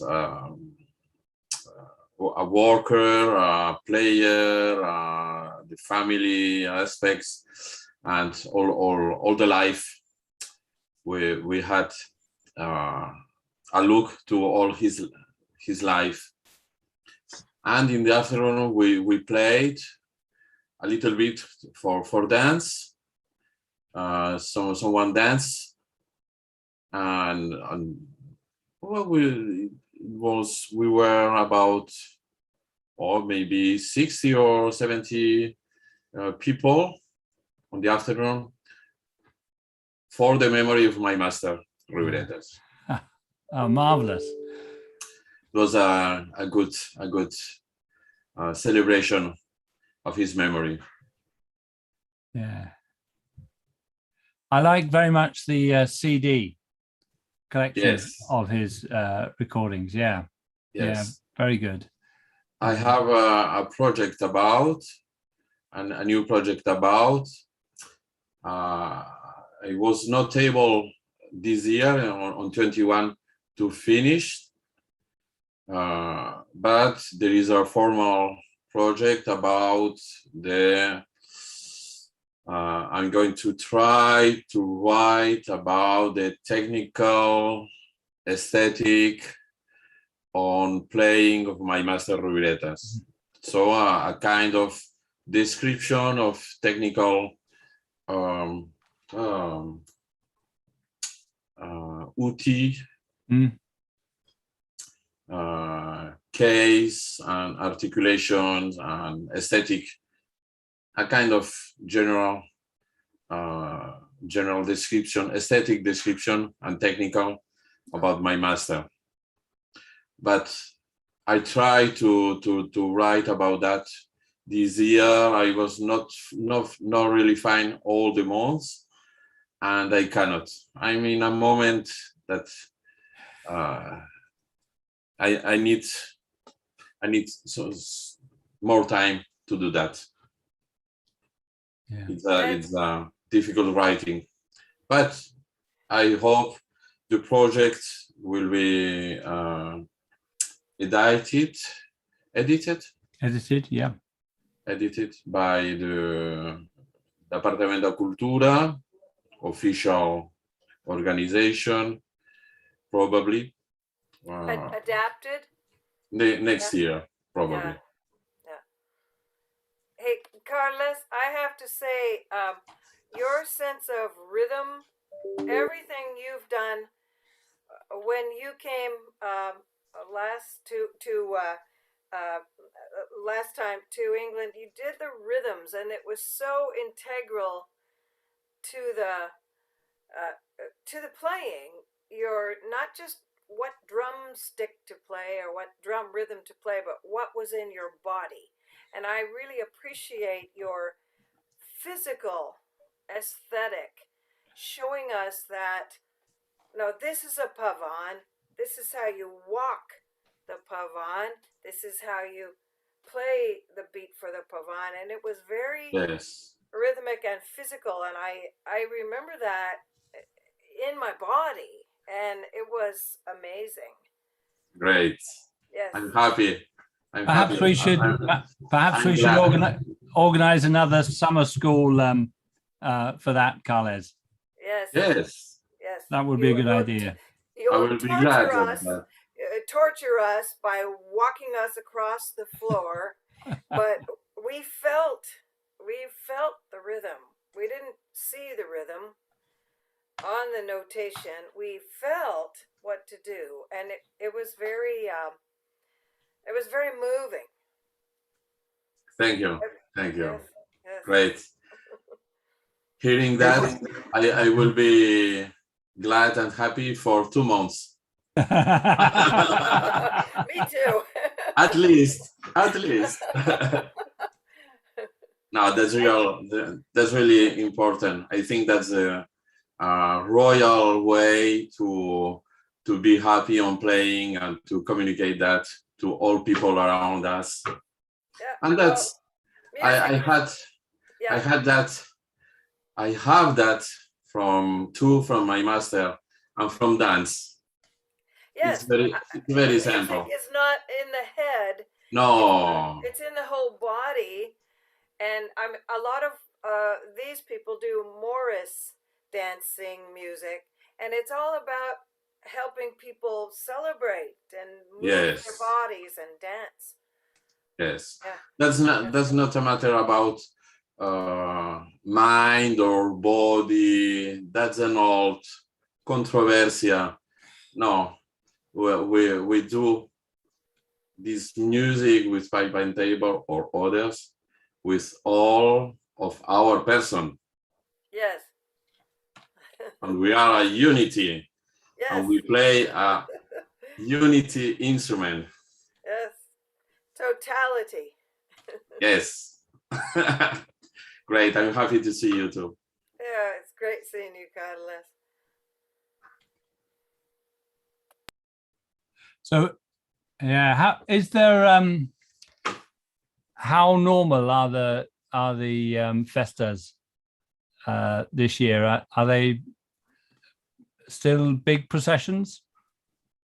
Yes, probably. Yeah. Big or controlled procession. Mm-hmm. We are trying to know. The situation is changing every week. Yeah. But the fest will be and Festa del Flaviol on 6 and 7 November. Mm-hmm. And we are trying to, we don't have a absolutely complete program because that's not possible in the pandemic situation, but we have a good projects, a good program. Yeah. Once more. And we will have a Basque player from the country of Álava, very, very interesting, because he played not only the official Basque repertory, that's usually very academic, but Kepa Pinedo, it's his name, Kepa Pinedo, work a lot on research and play all the repertory for Chistu players that was not usual to be considered Basque. I mean, all the repertory that the Basque identification say, or that's not really Basque, that's not important, or that's less important than. So he play. He have a repertory about the Chistu players, about bars, paso doble, chotis, or other kind of dances, not officially Basque part of the identity, matter, the question of the construction of the identity. And that's very interesting. He's going to present a communication about that, a paper about that on the colloque, on the Congress, about the repertory, the repertory. So will the Congress be streamed on the internet again? I don't know. It would be good. It'd be good if it could. Yes, I don't know. We think it will be presential. Maybe on Saturday morning. We are thinking to change the usual time, maybe in Saturday morning and Saturday afternoon, and other activities later. Yeah. I will say to the committee about the transmission. Or perhaps just filming and then put this as a YouTube or something. Yes. That's an alternative. So like this today, we are also recording on YouTube. Yes. And will be available. Yeah. Okay. I see we're 4 o'clock. So yes, it's the magic time, isn't it? Yes. Yeah. So how are we looking for out? Have we done all our technical fiddling out? Well, we did all that, did we? Let me just see. So our first, well, we didn't get any technical, so there we go. So Will said he didn't need any technical. So okay. So Will, I guess Will has returned. So Will has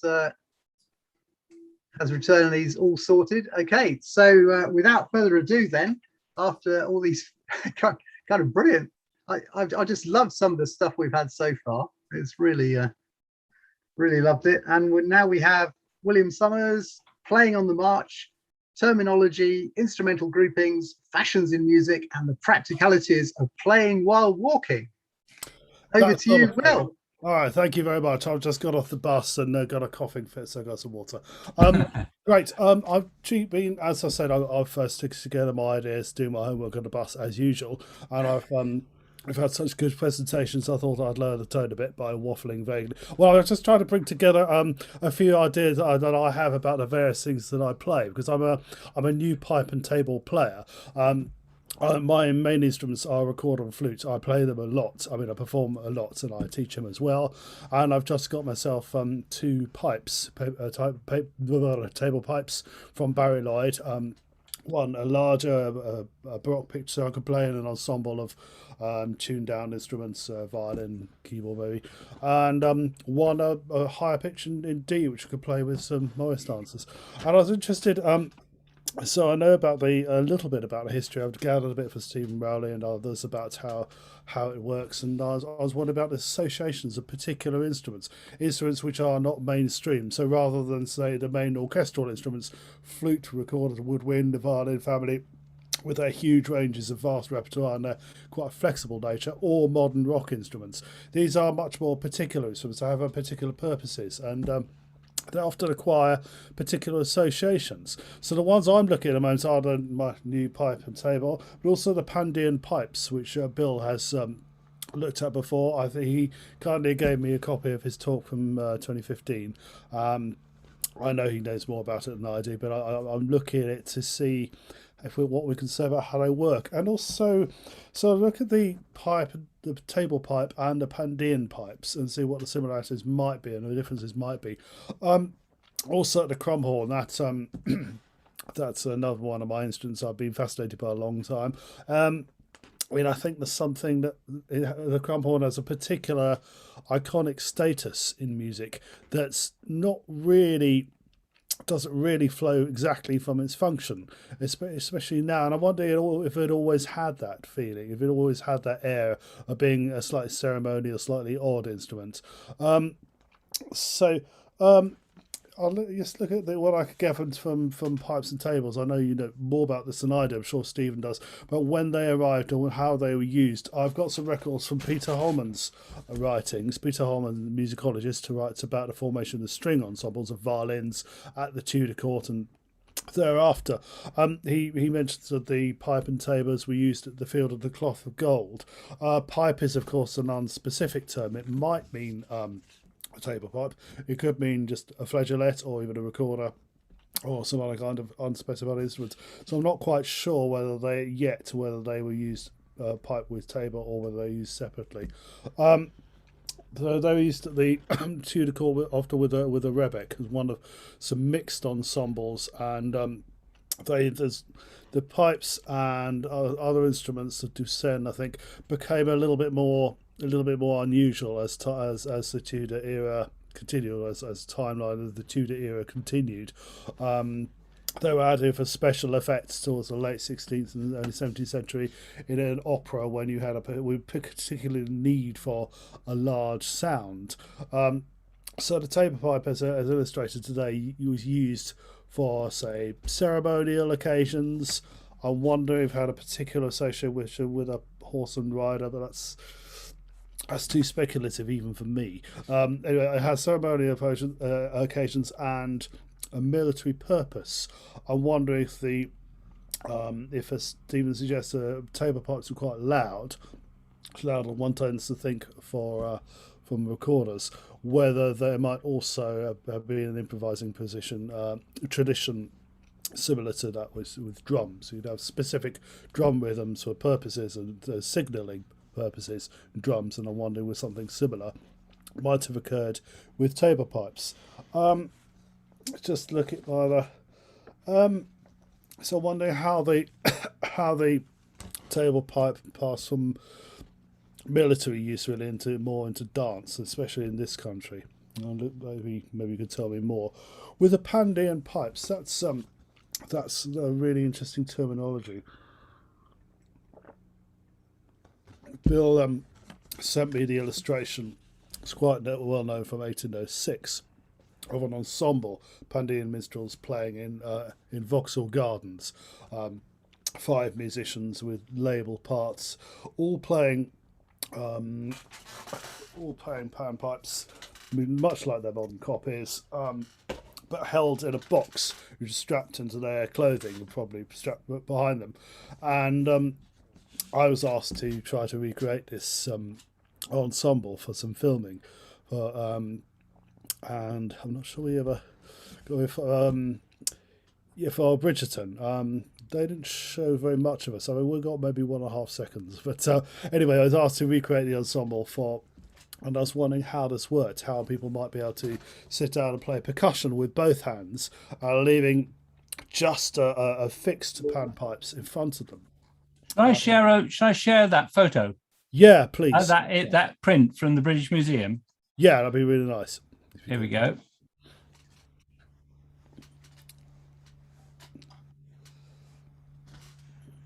There we go. We can see it even more clearly there. Yeah, it's a lovely picture. It's quite florid. Obviously, display was as much a part as playing the music and much an aspect of their performance. Lots of floral decoration. Quite a lot of noise. I mean, there must have been these wide bore pipes that you're talking about to actually balance with the percussion. The film said that us musicians might be required to walk around. I thought there's no way we're going to walk around and move our heads from one side to the other at the same time. So we decided just to use pipes in one hand and maybe percussion in the other, or actually in the end we split the percussion and the pipes. So this was obviously a static ensemble. Interestingly about the name, I mean, unless you know better, I think the sort of Andean associations is a red herring, a sort of Peruvian red herring, because I went and thought, oh gosh, there's got to be some Andean kind of panpipes. I know they're played in Peru, so I would have got some and tried them out, and I thought, well, no, this doesn't resemble the instruments shown, and it also doesn't resemble even slightly the surviving music. The surviving music is like popular tunes of the day, or Morris dancing. There are several books available easily online of Pandean airs, pictures of this kind of panpipes, and I don't think one could play them easily on Peruvian style. Pandean is a misnomer. It means from Pan, from the Italian god Pan, and Bill's with a lovely little summary of some musicians coming over from Italy and playing in Vauxhall Gardens and playing at a number of other places. I was pleased to learn they survived more than one season. They actually appeared for several seasons, doing the circuits between Vauxhall and one or two of the London theatres and Dublin as well. So the panpipes had much more of more longevity than I'd expected. The Pandean pipes, as Bill mentions, I've seen elsewhere, too, were often played in rather unusual circumstances with hurdy-gurdies. So that seemed to be an odd pairing. To say that these instruments, which are more difficult to manipulate, really, especially if you're playing with one hand or no hands. Bill asks why a table pipe was not used, and I think it refers to the reason is because of its role and ceremonial associations, in that panpipes had associations with the Italian musicians. It may have been a close-knit group of people who played them, and were associated with bucolic license, the god pan turning things up and down, upside down. As panpipes maybe were more specifically associated with dancing. Bill was saying in his little article that there's an association between panpipes and street theatre, Punch and Judy, etc., sort of outside communal of adults, which is quite rough, really, in his character. And so it's whereas the pipe and table had a different function. Although musically, one would think it might actually work better with a hurdy-gurdy, be quite piercing. And quite loud with a wide bore, whereas panpipes, it's hard. You can be quite agile if you're holding them in one or two hands, and you can get semitones if you find the right angles. It's with some practice. I mean, I did quite a bit of practice for the filming, and I'm managing to make more of the instruments, but to make a loud, full sound on the panpipes, one needs to have them still. It needs to be controlled. So the box they're in must have been quite immobile. I think it must have been strapped around the body, because if it's wobbling around at all, you really wouldn't get enough control, I would imagine, over the pitch. And you'd have to stay pretty still. You have to be standing in one position. You couldn't walk around a stage or take money at the same time. You couldn't be going up to people collecting the money as a bottler for the Punch and Judy at the same time as wobbling one's head from one side to. I think you'd fall over people. There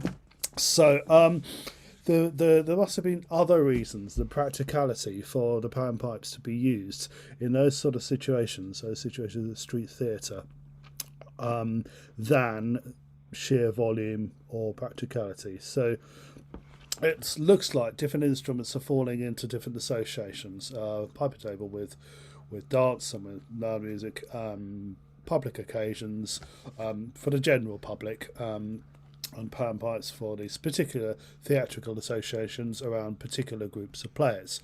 Right, other kind of pipes, the ones that interest me.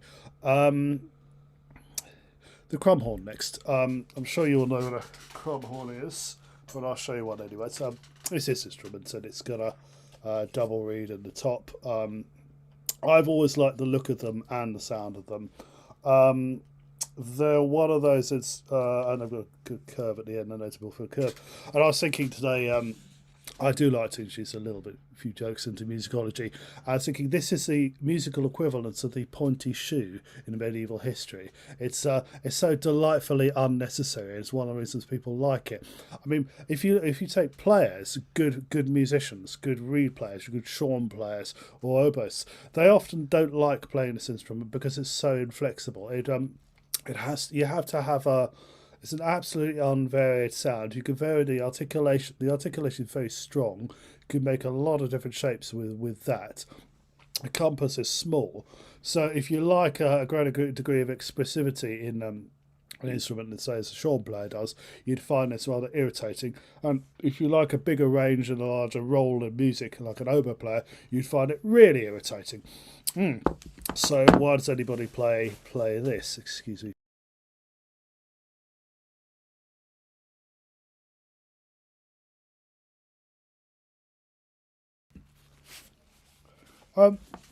You play it because it's a challenge. I like the challenge of older instruments, and say panpipes and the table pipe. I like trying to make music out of a lesser compass of variables. It's like what Lola was saying about try how do you find what kind of music to make? Well, you pick to make when we don't have much indication of secular music in medieval times. You take the small cells available, such as the underlying rhythms. You take some of the modes available, or maybe some bits of popular song were used for liturgical works anyway. You take these small cells and you link them together and develop them very gradually, and see how long you can spin them out to make a song. I mean, that's the interest in it, and that's what I think is interesting about playing these instruments, to see if you can make music out of a comparatively simple instrument. Why do people like listening to them? Or looking at them? I think the look is every bit as important as and the symbolism is as important as the sound. I used to play this when I played in a band, medieval psychedelic prog band, rock band, Circulus. I used to play this, and people always associated. I also play flutes and recorders, but this is what they largely associated with me, because it was just you got a roar. People would ask me about this, and they still do, because it represents something unmodern. It represents it's more than its function. The curve looks as if it's representational. It's, the pointy shoe analogy is not too far fetched. Well, so far fetched as it might seem. It's courtly display. It's excess. It's something that the sound and the look doesn't look like a functional modern artifact. So I think it's come to occupy a space as an iconic Tudor item, iconic Tudor instrument, even though in the Tudor times this instrument was largely used in small groups as a variation of tone call, or small groups maybe in a larger orchestra for ceremonial occasions. You get people changing to crumb horns to vary the sound and play a bit on them, and then they go back to shawms or recorders. Sometimes the small groups as well. It's essentially an ensemble instrument. However, I think there's always something a little bit weird about them. They were meant to recall the glories of ancient Greece and the ceremonial or theatrical and public theatres, where you have auloi in several groups, and which there's one of the main instruments in the music dramas that plays are more properly thought of in ancient Greece. In other words, they had a role beyond their function, as did most musicians usually do. Right, so that's the crumb horn. It's a very particular sound. It's a very specific particular sound. It's very, very unmodern, but its role, so has now fallen into a particular role. I think panpipes we now associate with South American music as well. I mean, most modern audiences will think panpipes are Peruvian or South American. They're more widespread than that, we know that, but they did always have a particular association with certain kind of theatre and certain musicians, Italians. Pipe and tabors are obviously widespread throughout history and throughout the world, but they now have a more particular association with dance, at least in this country. So the final instrument I like to consider is the recorder. I'm obviously much more familiar, because I think it took this. The recorder is sort of wavering between being a more particular instrument, a minor instrument with a particular function, and being one of the main orchestral or big instruments with a large repertoire and great versatility, etc., etc. So it's sort of, some forces are pushing it towards more being like a crumb horn, a very specific thing that you sometimes, but not generally. And other forces, like the new writers, new composers writing for the recorder, are pushing it towards, we're saying it's got a large modern repertoire, which it has. It's much more variable than one might think what it is. It's got a large Baroque and modern repertoire. And actually, especially if you use it with amplification or with the right technique, you can make quite a lot of variation on this. So this again, it looks like a tabor pipe. As Stephen pointed out earlier, the tabor pipe is actually a very different kind of instrument. It can be much louder. I'm enjoying my experiments with that. A recorder can be quite subtle. It can be fully chromatic, of a reasonably large range. and it was used as one of the main instruments until about the 1750s, 60s. It started to be superseded by the flute. People wanted a different, more malleable sound. It has an air of unvarying sound that's hard to modulate, which began to which didn't seem to suit audiences and writers after the 1760s. So recorders began to be used for particular tone colours. As they always were. They had an association with the night and death, but particularly recorder was used as a special effect from the mid-18th century. The more general soft woodwind instrument was the flute, and the other woodwind instrument had a larger sound. So recorders like the viol, did have like viola da gamba, did have an extended life beyond the 18th century into the 19th century. Not a prominent role, but the people did play them. But they began to be associated with childhood, with calling up the past, with the history, and with rural retreats. There's a fascinating book. I'll show you the books I've been looking at again. For information on the historical ensembles, there's Peter Holman's 4 and 20 Fiddlers. I don't know if you can, is that reverse for you? Anyway, Peter Holman's 4 and 20 Fiddlers. It's a very good description of the introduction and evolution of the violin at the English court in comparison with other European courts. And this is also a fascinating book, Turner and Music by Ivan Mosley. This is about the artist William Turner, and who's lived for a while in Twickenham, near where I live, southwest London. People have speculated about whether Turner was a great musician and a composer and involved in the forefront of music because of some drawings he left. Those are misreadings again, like the Pandean pipes being from Peru.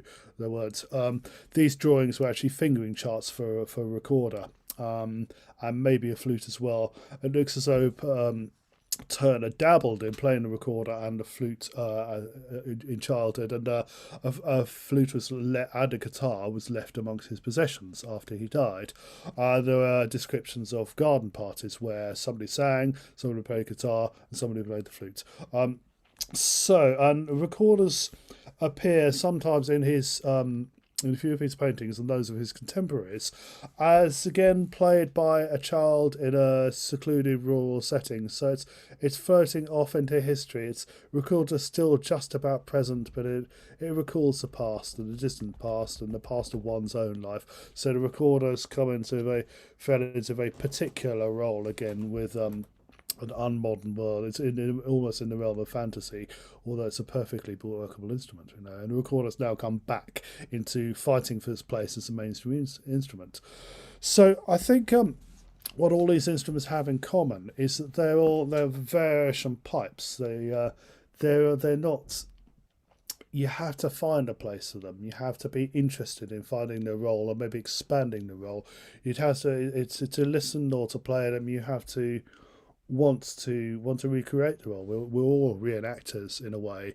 We want to play not the biggest instrument around or the loudest one or the easiest one or the one everybody knows. We want to play this particular one because it recalls a role, and I think that's what the pipe and tabor, the Pandean pipes, the Crumb Horn, and to quite a large extent the recorder have in common. I'll just see if there's any other of my notes. So I'm at the just looking for my questions. So I've got quite a few questions.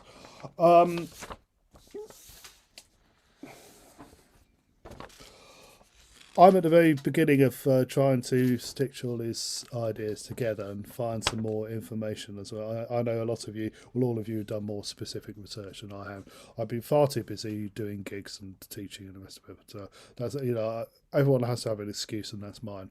But I'm interested in finding out more about the players, the Italian Pandean pipe players, and what other instruments they played, if ever, whether they played the pipe and tabor, were they moonlighters as the pipe and tabor players, where they went Pandeaning away, for example.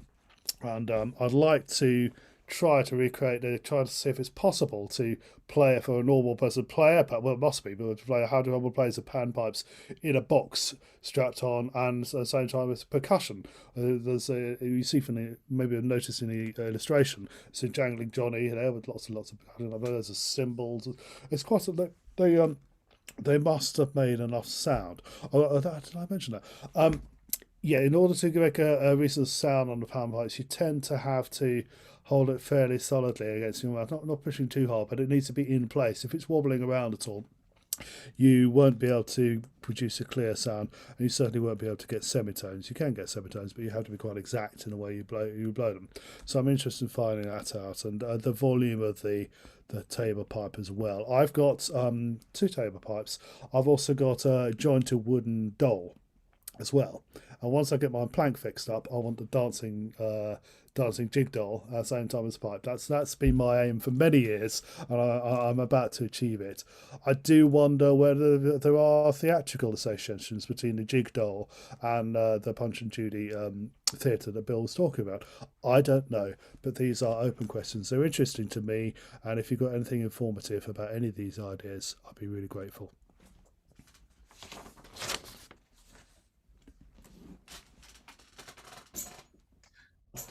There we go.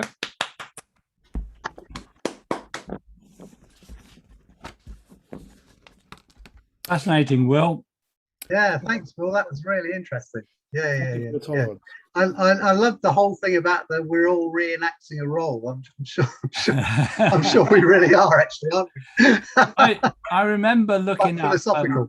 I remember looking up the Pandean pipes and this as a combination instrument, and there was clear link with Punch and Judy, as you say, and there are lots of images of Punch and Judy, them as a music for the Punch and Judy player.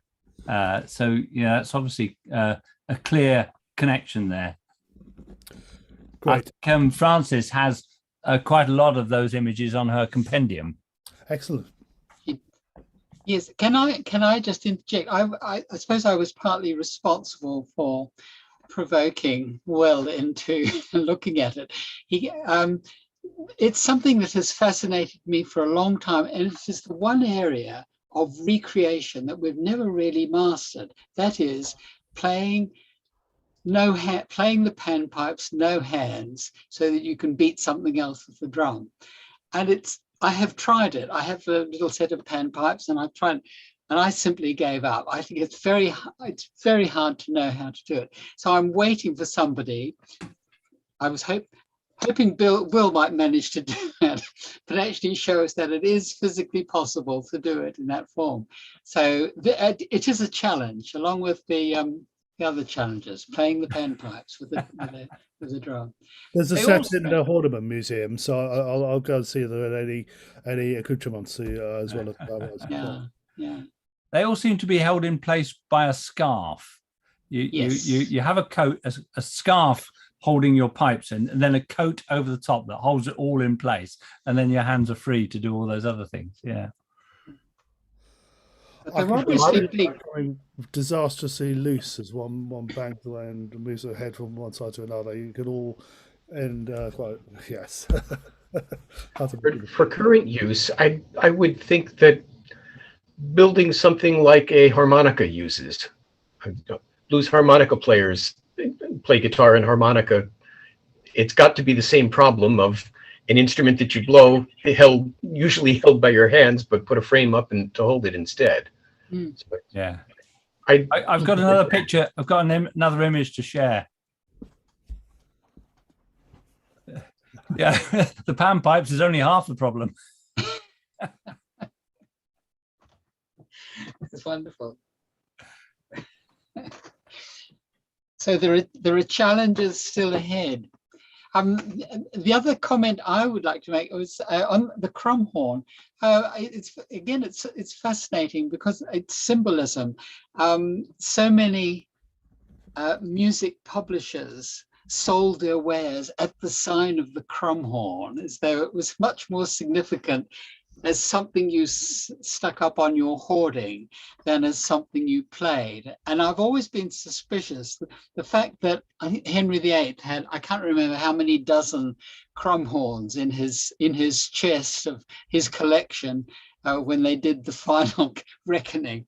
And I suspect every ambassador that came to the court of Henry, the word had got around, Henry loves Crumb Horns, and they'd all bring one. Poor old Henry never got around to playing. Not another bloody Crumb Horn, he would say. But they're difficult to play. They have a very unique sound. They're quite difficult to play for reasons of tuning, and you have to have that constant breath thing. And I gather, and you could tell us, well, they really were only used in practice for quite a short period, though we think of them as being archetypal, medieval, and probably run around for hundreds of years. It was only for a 10 or 20 year period that they were used. Is that true? I think they're more popular for that period of time. They're much used, but otherwise, beyond that period, they're used as an alternative change in timbre, but not so much. I mean, you could say that people maybe don't play the Crumb Horn, but they play the cornemuse instead, which is more convenient shape, or other instruments quite similar. But it's this particular curve that had was always a brief fad. There are other short-lived instruments of short-lived popularity. There's the harp, lute, and various sort of evocations of classical Greece in the early 19th century. That's a lovely instrument. It plays about one key. Taro Taguchi has those instruments. They're beautiful to play with. Yeah. I think so. Can I plug my gig? I must get out of Francis's way, but can I just mention my gig and put it in a chat? Because it involves Crumb Horns and recorders. Please do. Is it going to be streamed live? Not yet. Actually, should do. We should try. I'm playing.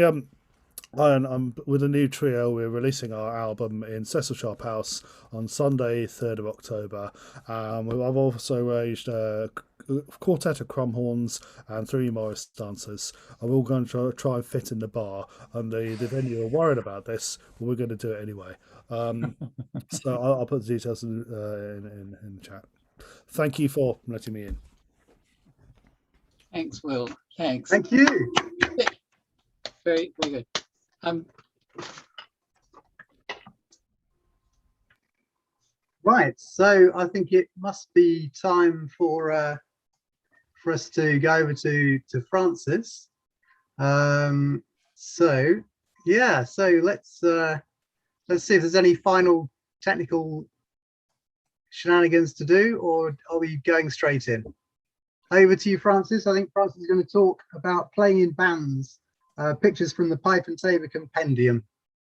So over to you, Francis. Right. Who do I ask to put my pictures up? Hang on, let me just check. I've set it so that you can do that. You can do screen share. Yes. Yes. Yeah, it's all set. Can you see the buttons? What buttons? There should be a screen share button somewhere. There isn't. Oh, here we go. Oh, it says share screen. Yeah. This is my technical friend who's helped me out. I've hardly seen any of the talks. Go on, tick that then. Yeah. I think that, and share. Ta-da! Okay. Ready? Okay, I'm Francis, and I've been playing the Pipe and Tabor as a historic strolling minstrel for about 35 years. Now I want the next, that's me. How do I get the next slide up? How do you normally get the next slide up? Arrow. You can use the arrow key on the keyboard, the up, down, right, and left. No, I'm having such trouble with this computer. I personally found that page down, if you hit it twice, then it moves you. That on my computer. I don't know if that helps. Very slow at the moment. Hold on, something seems to be happening. I'm sorry about. Oh, there you are. Right. So I do page down and do it twice, do I? Yeah. Okay. There we are. I wrote out my little introduction for those people who don't speak English as a first language. I used to play in costume at historic events, castles, museums, fetes and fairs, as well as private functions. I've been doing the Pipe and Tabor Compendium for some years now, and the idea came out of a discussion at a Tabor Society AGM some years ago. At the moment, there are well over 3,000 images on the site with loads more to add. I had no idea there were so many pictures of pipe and tabor players around. As you probably know, it's not easy to find pictures on the internet, as the pipe and tabor is not a well-known instrument in some countries, like in England, for example. Nobody knows. Anyone you talk to has never heard of it and doesn't believe that you could do two things at the same time. Images of the instruments are not always recognised, and if the pipe and tabor are mentioned, they can be given different names in English anyway. There's a section in the compendium called Terminology that discusses this. My two newest pages are called In Bands 1 and In Bands 2, and in this talk I will guide you through the contents. The internet address of each image is given where known under each image in the compendium, so you can look at the original on the internet in your own time and copy them and use them for whatever. So please sit back and enjoy the pictures. In Bands 1, the earliest of images, it seems to me that it was just a crowd. There's just a gang of people playing instruments, various. Here we've got a Byzantine one with the horn and tabor, one of the earliest images that I found. Page down. 1170 in England. This is one of the many pictures of King David surrounded by musicians of various sorts. I don't need to tell you what the instruments are, do I? I take that as a no. You can all find them. Somebody shook their head. Good. About 1200 in North England. Here's King David here with his harp. And double pipe players. We've got no idea what the mouthpiece was like, whether this was reeded or duck flute, who only knows.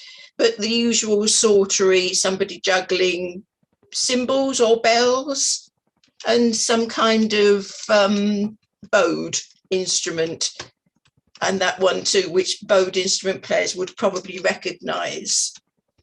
There's our little chappie playing the double pipes. He's very sweet. 13th century France, we have the pipe and bell player. I don't know why they're killing sheep to music, but maybe it's just keeping them happy. And here's another one from the same manuscript, the same pipe and bell player, square, drum, trumpets, and King David got his crown on with his harp. 14th century France, we get pipe and tabor players just there with a whole assortment of instruments and singers. East Anglia, England, we've got a pipe and tabor player, various other instruments and a singer. Flemland, 1435, the pipe and tabor player is here in the centre with what looks like a trumpet marine, harp, various bowed instruments, harp, maybe another trumpet marine. Just a big crowd of people, just all sort of squashed in where it looks nice, basically. Here we've got Malvern, the pipe and tabor player, folded trumpet, some sort of wind instrument, another sort of wind instrument, and a lute by the looks of it. 15th century France, this is a treatise about women with a woman pipe and tabor player at last. Yes, they did have them amongst the whole crowd of other women. The treatise is to show that women can do exactly the same things that men can. That was in the 15th century, they knew that. 1450 England, pipe and tabor player, again, with just a motley crew of other people. Double pipe player here. Again, just a crowd of people, maybe they're in procession, or maybe they're just put there because they look decorative in that order. We just don't know. One of my favourite, lots of pictures. String drum with the pipe and the beater, called a mallet, actually. Pipe and tabor player. Oh, look, if only we still had fiddle flutes. And further on at Serrano, there's double pipe here. Again, I forget how many instruments there are. It's a vaulted ceiling, but they're all just crammed in sort of tuned choirs. Right, so I'm going to start with duos. Because the pipe and tabor being two instruments, if you add one other instrument, it makes it into a band. And here we have, with a hurdy-gurdy, look, he's playing bones and a hurdy-gurdy. 1625 France, playing the pipe and tabor with the hurdy-gurdy.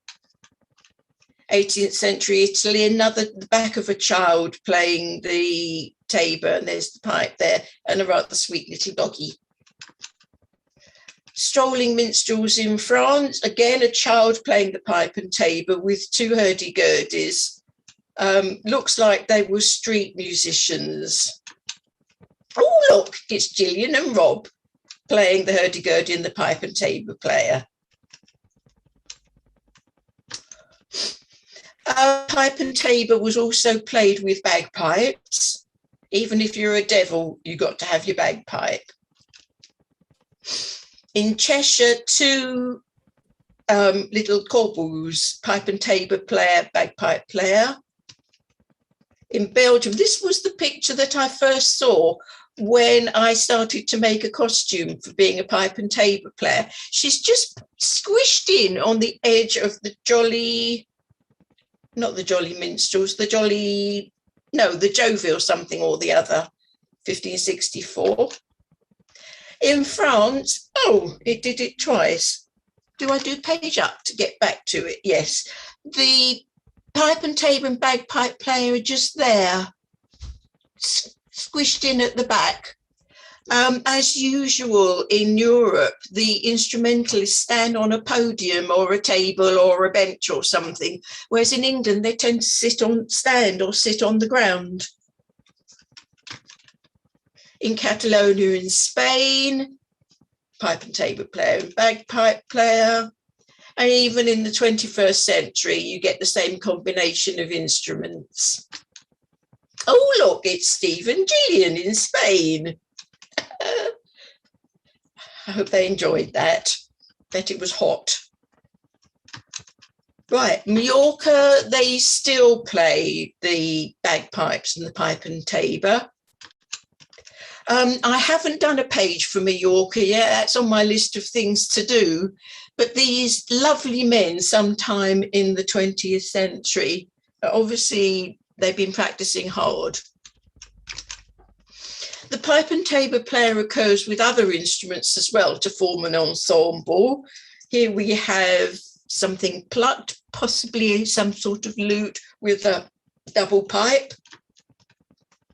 Pipe and tabor player and some kind of wind instrument, obviously for dancing in this case. Had a pipe and tabor player for dancing. In medieval France, two pipe and tabor players and a rebec player were specifically hired to accompany dances identified as bergère, bergidios, and moresca. And one of the pipe and tabor players was paid extra to rehearse with the dancers of the moresca for the banquet. Sounds as though they were paid and hired in rather than actually belonging to the moresca site. Here we have in 1505 in Germany, pipe and tabor player with some kind of string instrument, not quite sure what. 1568, playing with drums. And of course, these were replicated in ceramics, and you often get a pair like this. The man playing the pipe and tabor, he's lost both the drumstick and the pipe, unfortunately, but she plays plucked dulcimer or something, as does this pair of ceramic figures. They were very popular for table decorations.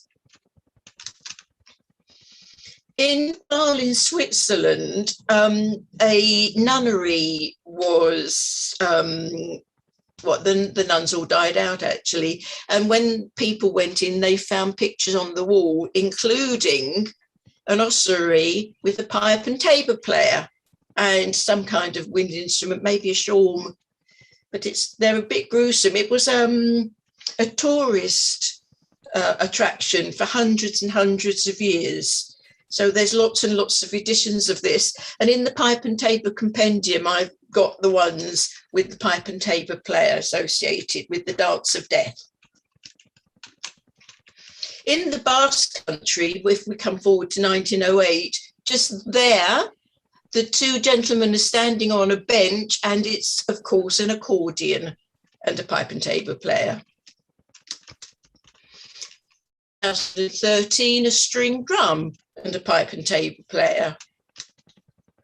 And leading the procession out of church in Ibiza, the pipe and tabor player, and I don't know what this is called. It's played in church with the pipe and tabor player. It looks like a metal bar. So if anyone could tell me what that is, I'd be grateful. And he sort of holds it in the middle. Don't know what it is, but I've seen pictures of it a few times. Anyway, I haven't done a page on Ibiza yet either, so no doubt I'll find out. The pipe and tabor player played with a harp. This is 10th century Scotland, and it's a triple pipe. Not sure what the mouthpiece is again on this one. Could be reeded, not really sure, but a nice little doggy with a curly tail anyway. 1300 in England, double pipes and a harp. 1490 Belgium, a harp, a pipe and tabor. Another, don't know where this is at all, another harp and pipe and tabor. And another one I don't know, so I can't find out what this is. If anybody knows, please let me know. There are lots of images of the pipe and tabor with a fiddle, viol or violin, depending on the century. This is Lincolnshire in England, pipe and tabor player and some sort of fiddle. Sorry, this picture's so small. Medieval, that's all I can find out about it. This is a well-known one. Ooh, what are you doing? Double pipes and a viol. Angels. Oh, fiddlesticks. Go back. Playing for outdoors, these two gentlemen, I separated them out because there's so much going on here, but it's the long pipe, tiny tabor for Switzerland, and some sort of string instrument. Same. I love his knobbling knees. This is a string drum with some sort of fiddle. Oh dear, they keep jumping. This one is in England, and it's a satire. It's to show how lumpen the middle classes are when they dance. Not as refined as the aristocracy, but it's a very small tabor with a fiddle. And in France, exactly the same, but of course the long drum in France and the fiddle. This is, you pay to go into this ball. Oh dear, go back. This one is at a country fete, and here is the pipe and tabor player and the fiddler there. I don't know whether it's a short person or a child, but they've got a wig on, so it could be an adult playing the pipe and tabor there. Catalonia in Spain, fiddle and the pipe and tabor player. I saw this one on the wall at the Victoria and Albert Museum. It's no longer there. It's in their textile collection. They're celebrating something to do with the revolution. And I don't know where this one came from, I'm afraid. So again, if anybody knows, please let me know. Another French one celebrating something to do with the revolution, and the pipe and tabor player, again, played by a child with some sort of fiddle, dancing around a tree. England, we loved our satires. So these are two parliamentary gentlemen playing a fiddle and a pipe and tabor. 1808, there was a newspaper report on a fete at Old Windsor, attended by royalty. Princess Elizabeth accompanied her royal mother to the carriage, and on her return, the merry fiddle, tabor and pipe resounded through the plain, and above 30 young persons, the children of the noble visitors, footed it over the plain until the dews of the evening reminded the happy party of returning home. So even royalty danced to the pipe and tabor and a fiddle. 1812, a picnic described in The Vicar of Wakefield. Our music consisted of 2 fiddles with a pipe and tabor.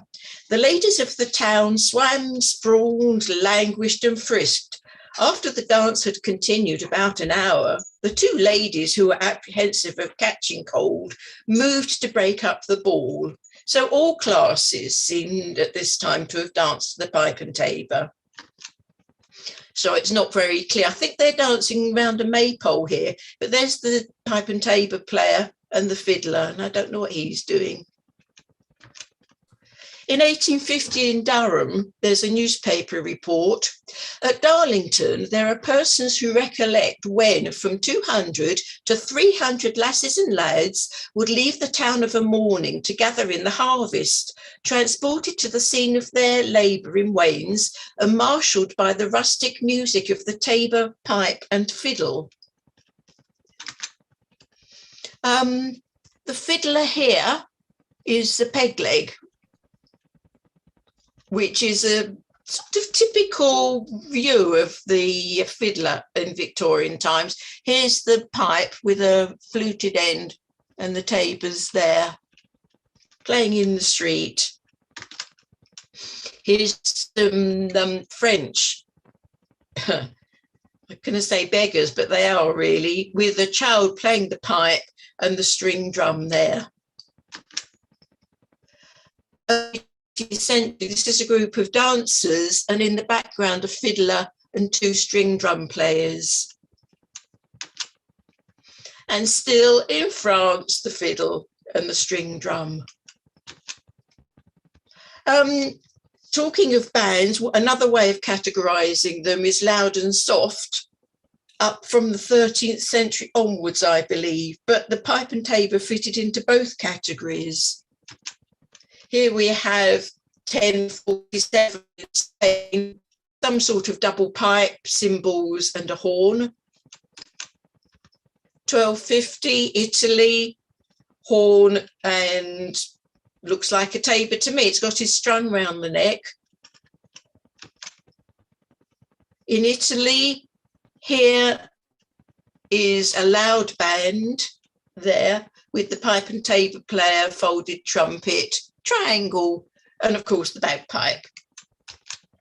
15th century France, horn, long trumpet, pipe and tabor player. I love the way the thumb's on top, but the holes are all uncovered. They obviously didn't really know how this instrument was played, this artist.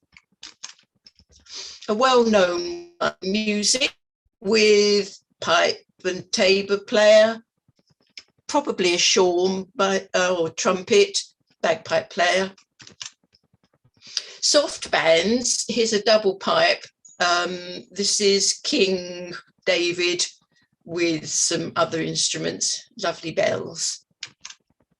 Soft bands in France. Angels, double pipe, Angels soft band with all their different instruments, portative organ, pipe and tabor player, lute. No, it doesn't look like a lute. It's a bowed instrument. That's a lute. Well, whatever it is, she's playing it. And so is he. Belgium. Same instruments being played in France, pipe and tabor, harp, lutey, plucky type thing. A band in Germany and a soft band with the pipe and tabor playing on the soft side. Another pipe and tabor player, portative organ, harp. Here we have Italy again with a tambourine this time. Standing on a podium, pipe and tabor player, hurdy-gurdy, tambourine player, and no idea what that chap is playing, but there's a huge crowd in front of them dancing and cavorting about. Belgium, the same sort of thing as the earlier German, the earlier German one with the loud band one side, the pipe and tabor on the other side with a crumb horn. First picture of a crumb horn. In Portugal, there's the string drum and a bowed instrument. Sorry, it keeps jumping. Go back. Yeah.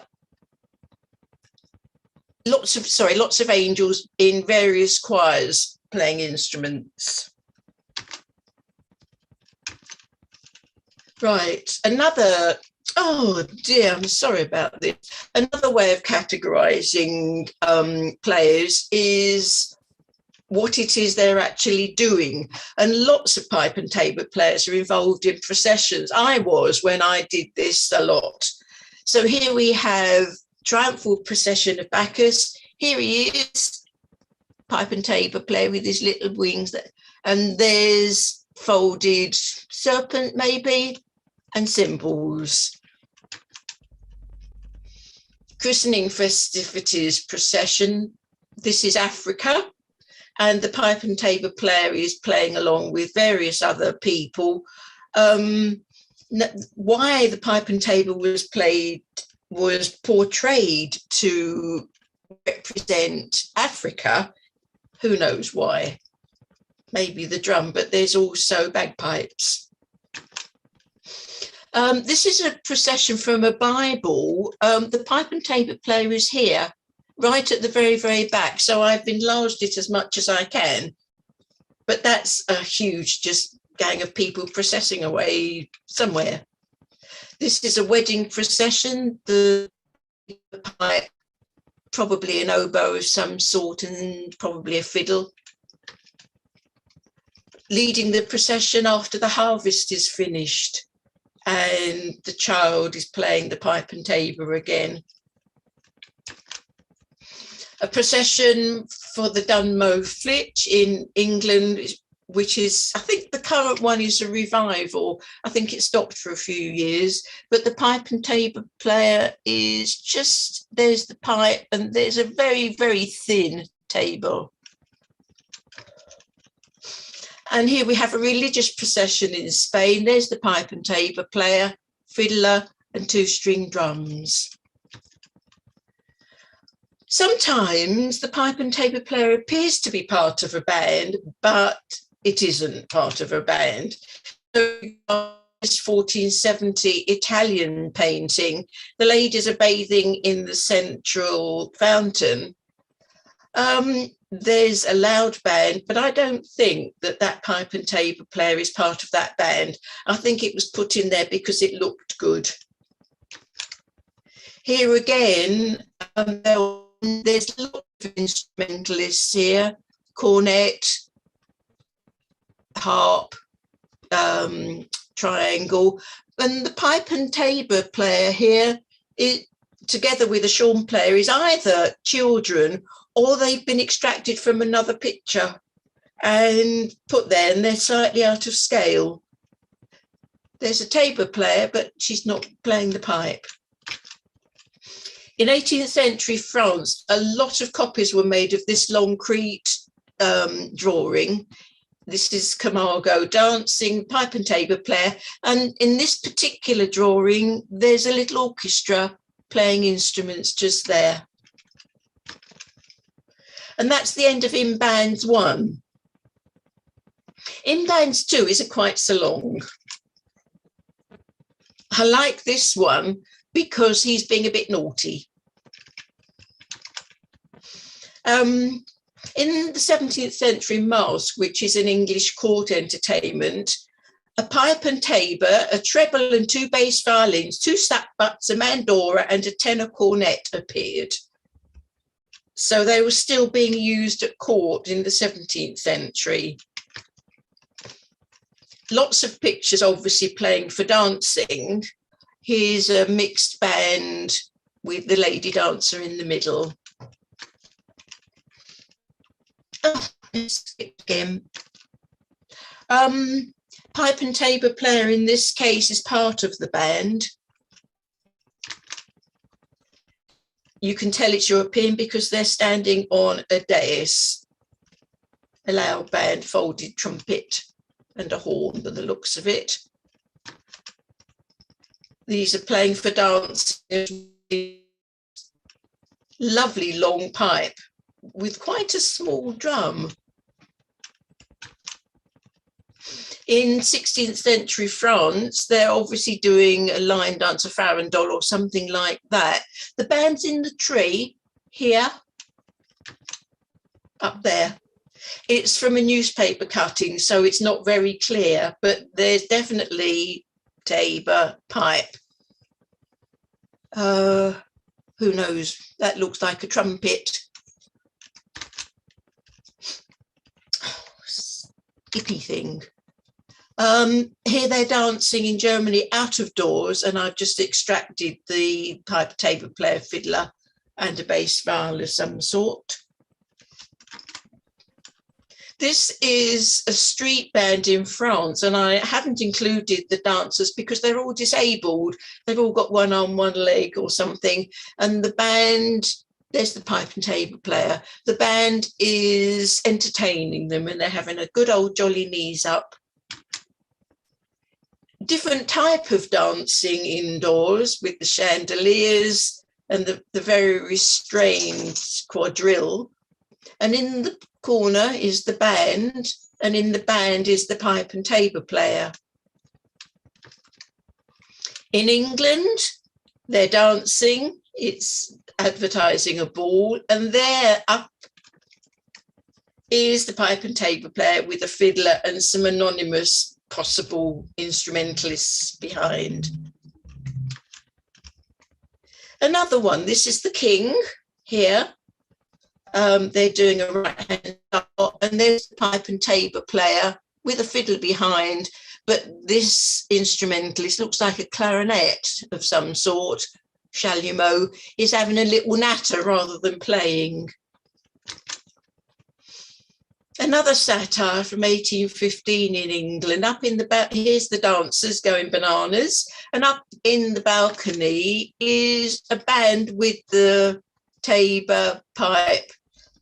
He's looking a bit drunk. He's pouring his drink away over the balcony.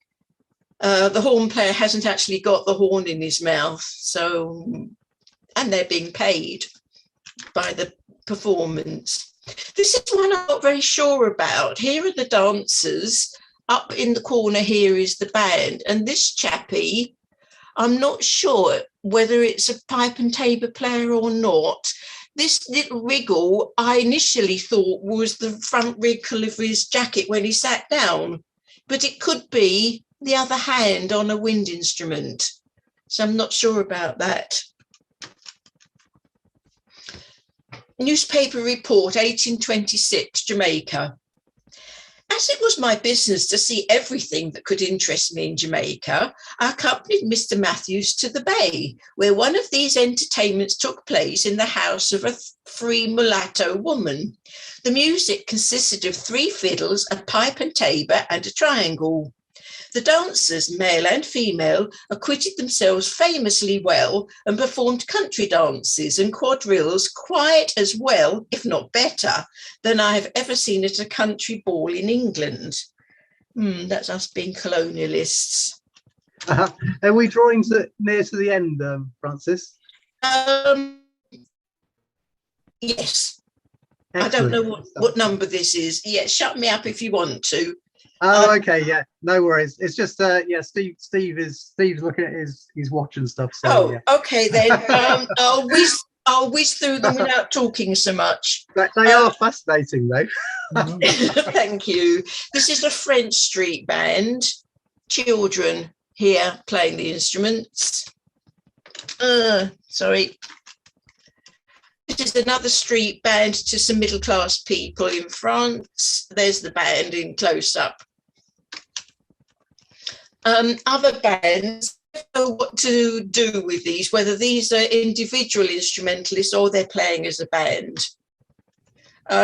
This is Spain with a square drum, maybe a trumpet marine here with the pipe and tabor player. Sorry, I said I wouldn't talk. Lots of dead tabor player. String drum with other instruments and cymbals.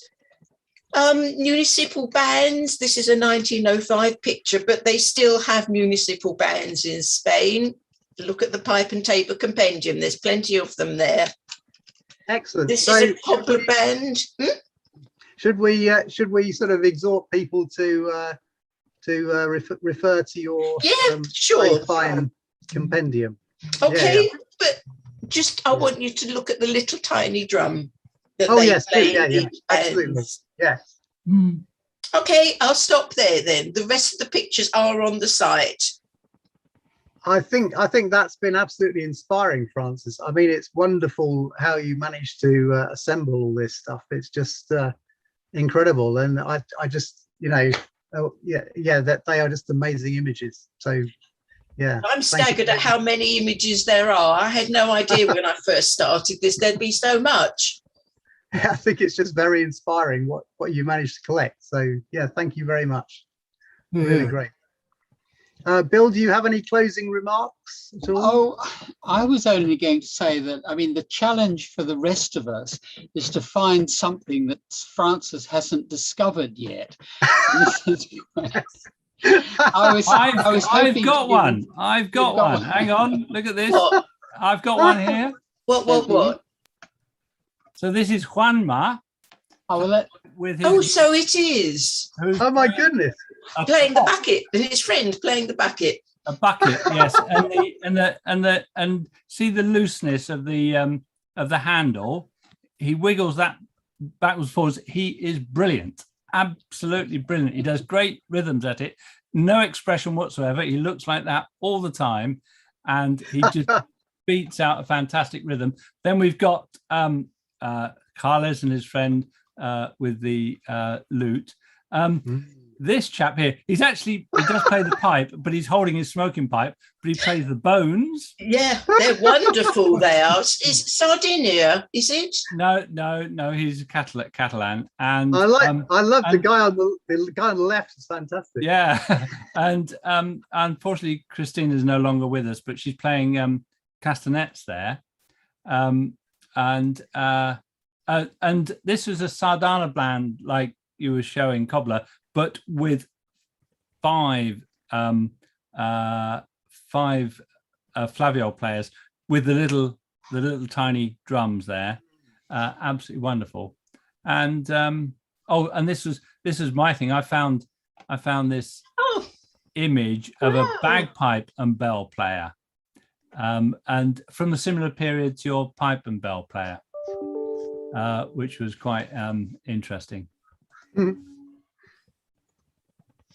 Very good. Wow, fantastic.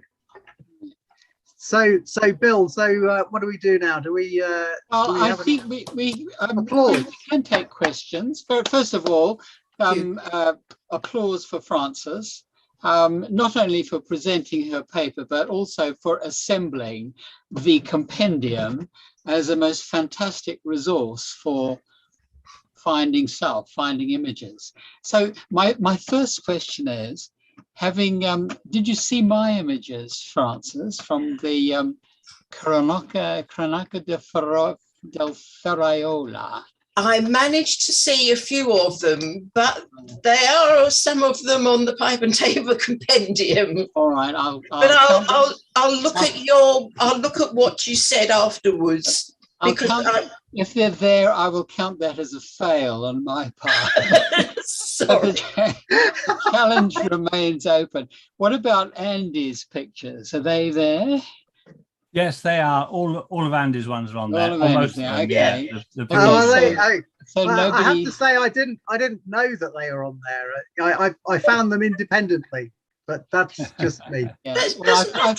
I found mine independently, but I did do a quick check on the compendium and couldn't see them there. So I thought, aha, I have maybe wrong. Anyway, other questions? Anybody else with questions for Frances? Or is Will still here? Yes. Will is there, but Carlos has a question. Hi. Carlos. Hi, Will. You hear me? Yes. Yes. Francis, thank you very much for your brilliant iconography presentation.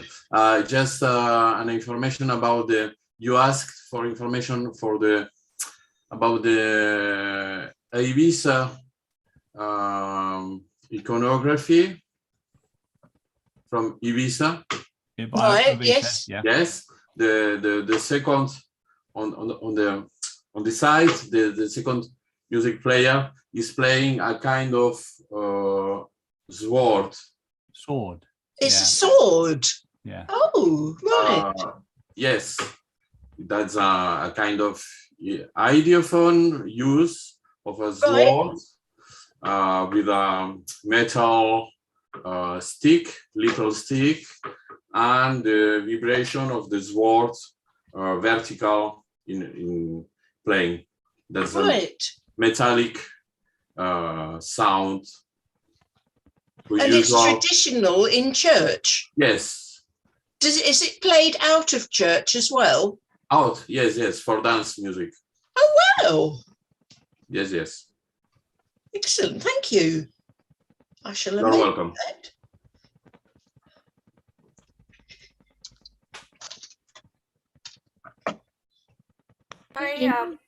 I have sort of, I don't know, comment, question, but when I first started using Zoom, I didn't know about chat. But sometimes people will send messages, so be sure to pick up chat if something is sent to you. Maybe some of us send to one person and some chat is for everyone, but pick up the chat line if you want to have more links or information or connection. Jim. Thank you. Sorry, need to remember to unmute.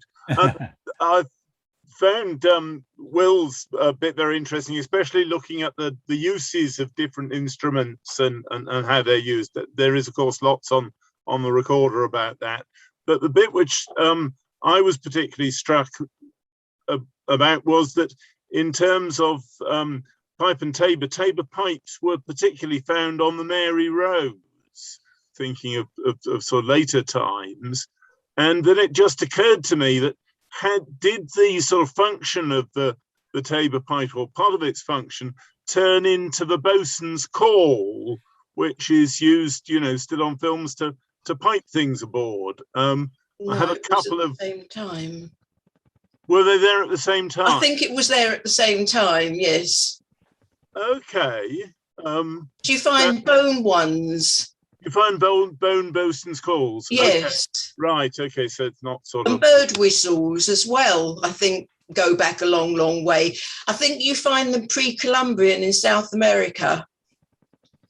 Right, thank you, thank you. I knew it was good to ask this group because you were likely to know. I think there's history of the bosun's call about the same time as pipe and tabor first appears in historical record in the 13th century. We get reports of a kind of bosun's call. Yeah, Bill. Yeah, I had a query for Will about recorder.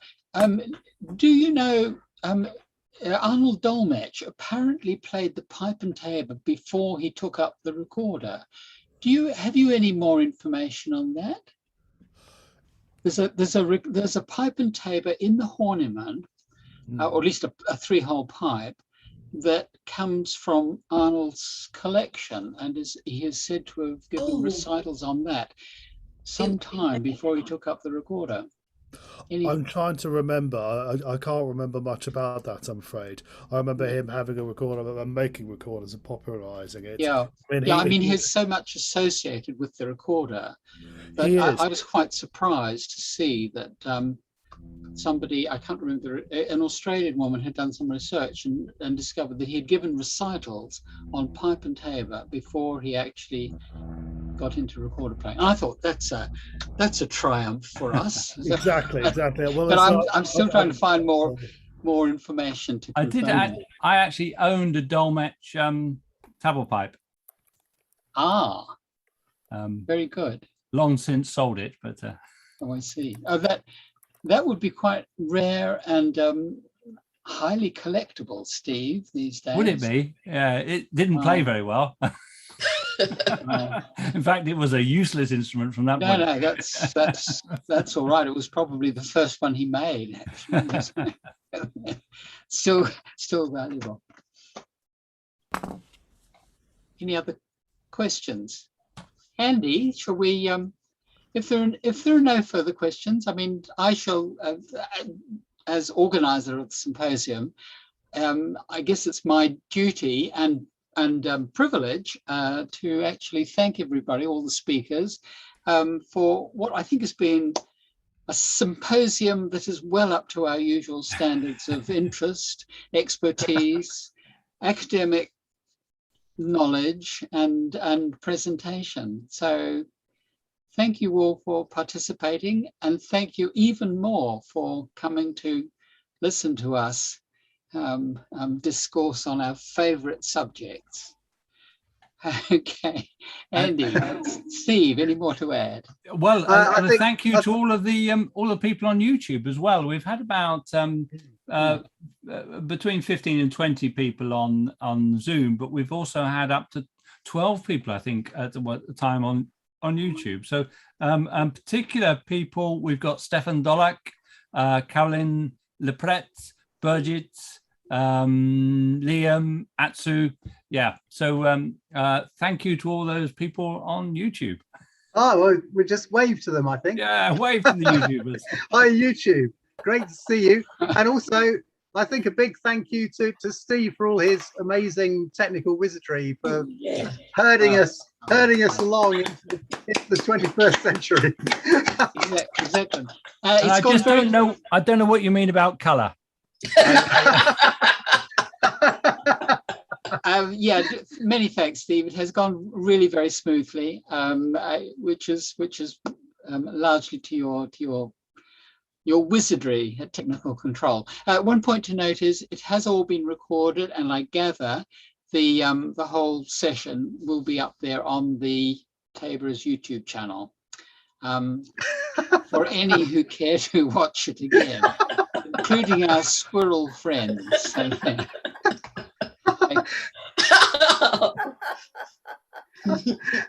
I had a squirrel that was trying to burst into our house just a few minutes ago, actually from the garden. So I think that must have been Atsu. Must have been communing with. Was it playing the pipe and tabor?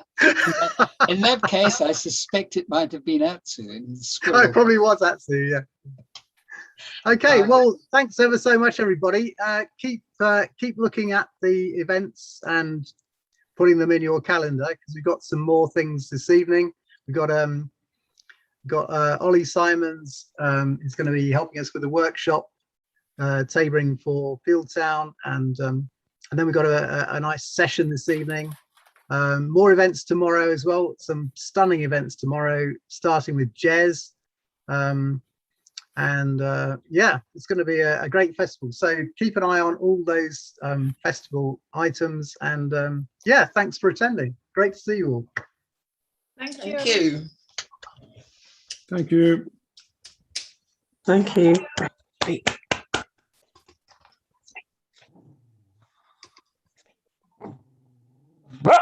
Okay. that's the dog saying well done. Can I say hello? Can I say hello?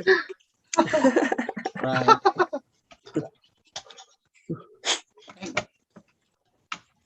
She's been chasing squirrels. That's the problem. That's the problem, isn't it? Can't stop chasing the squirrels. There we go.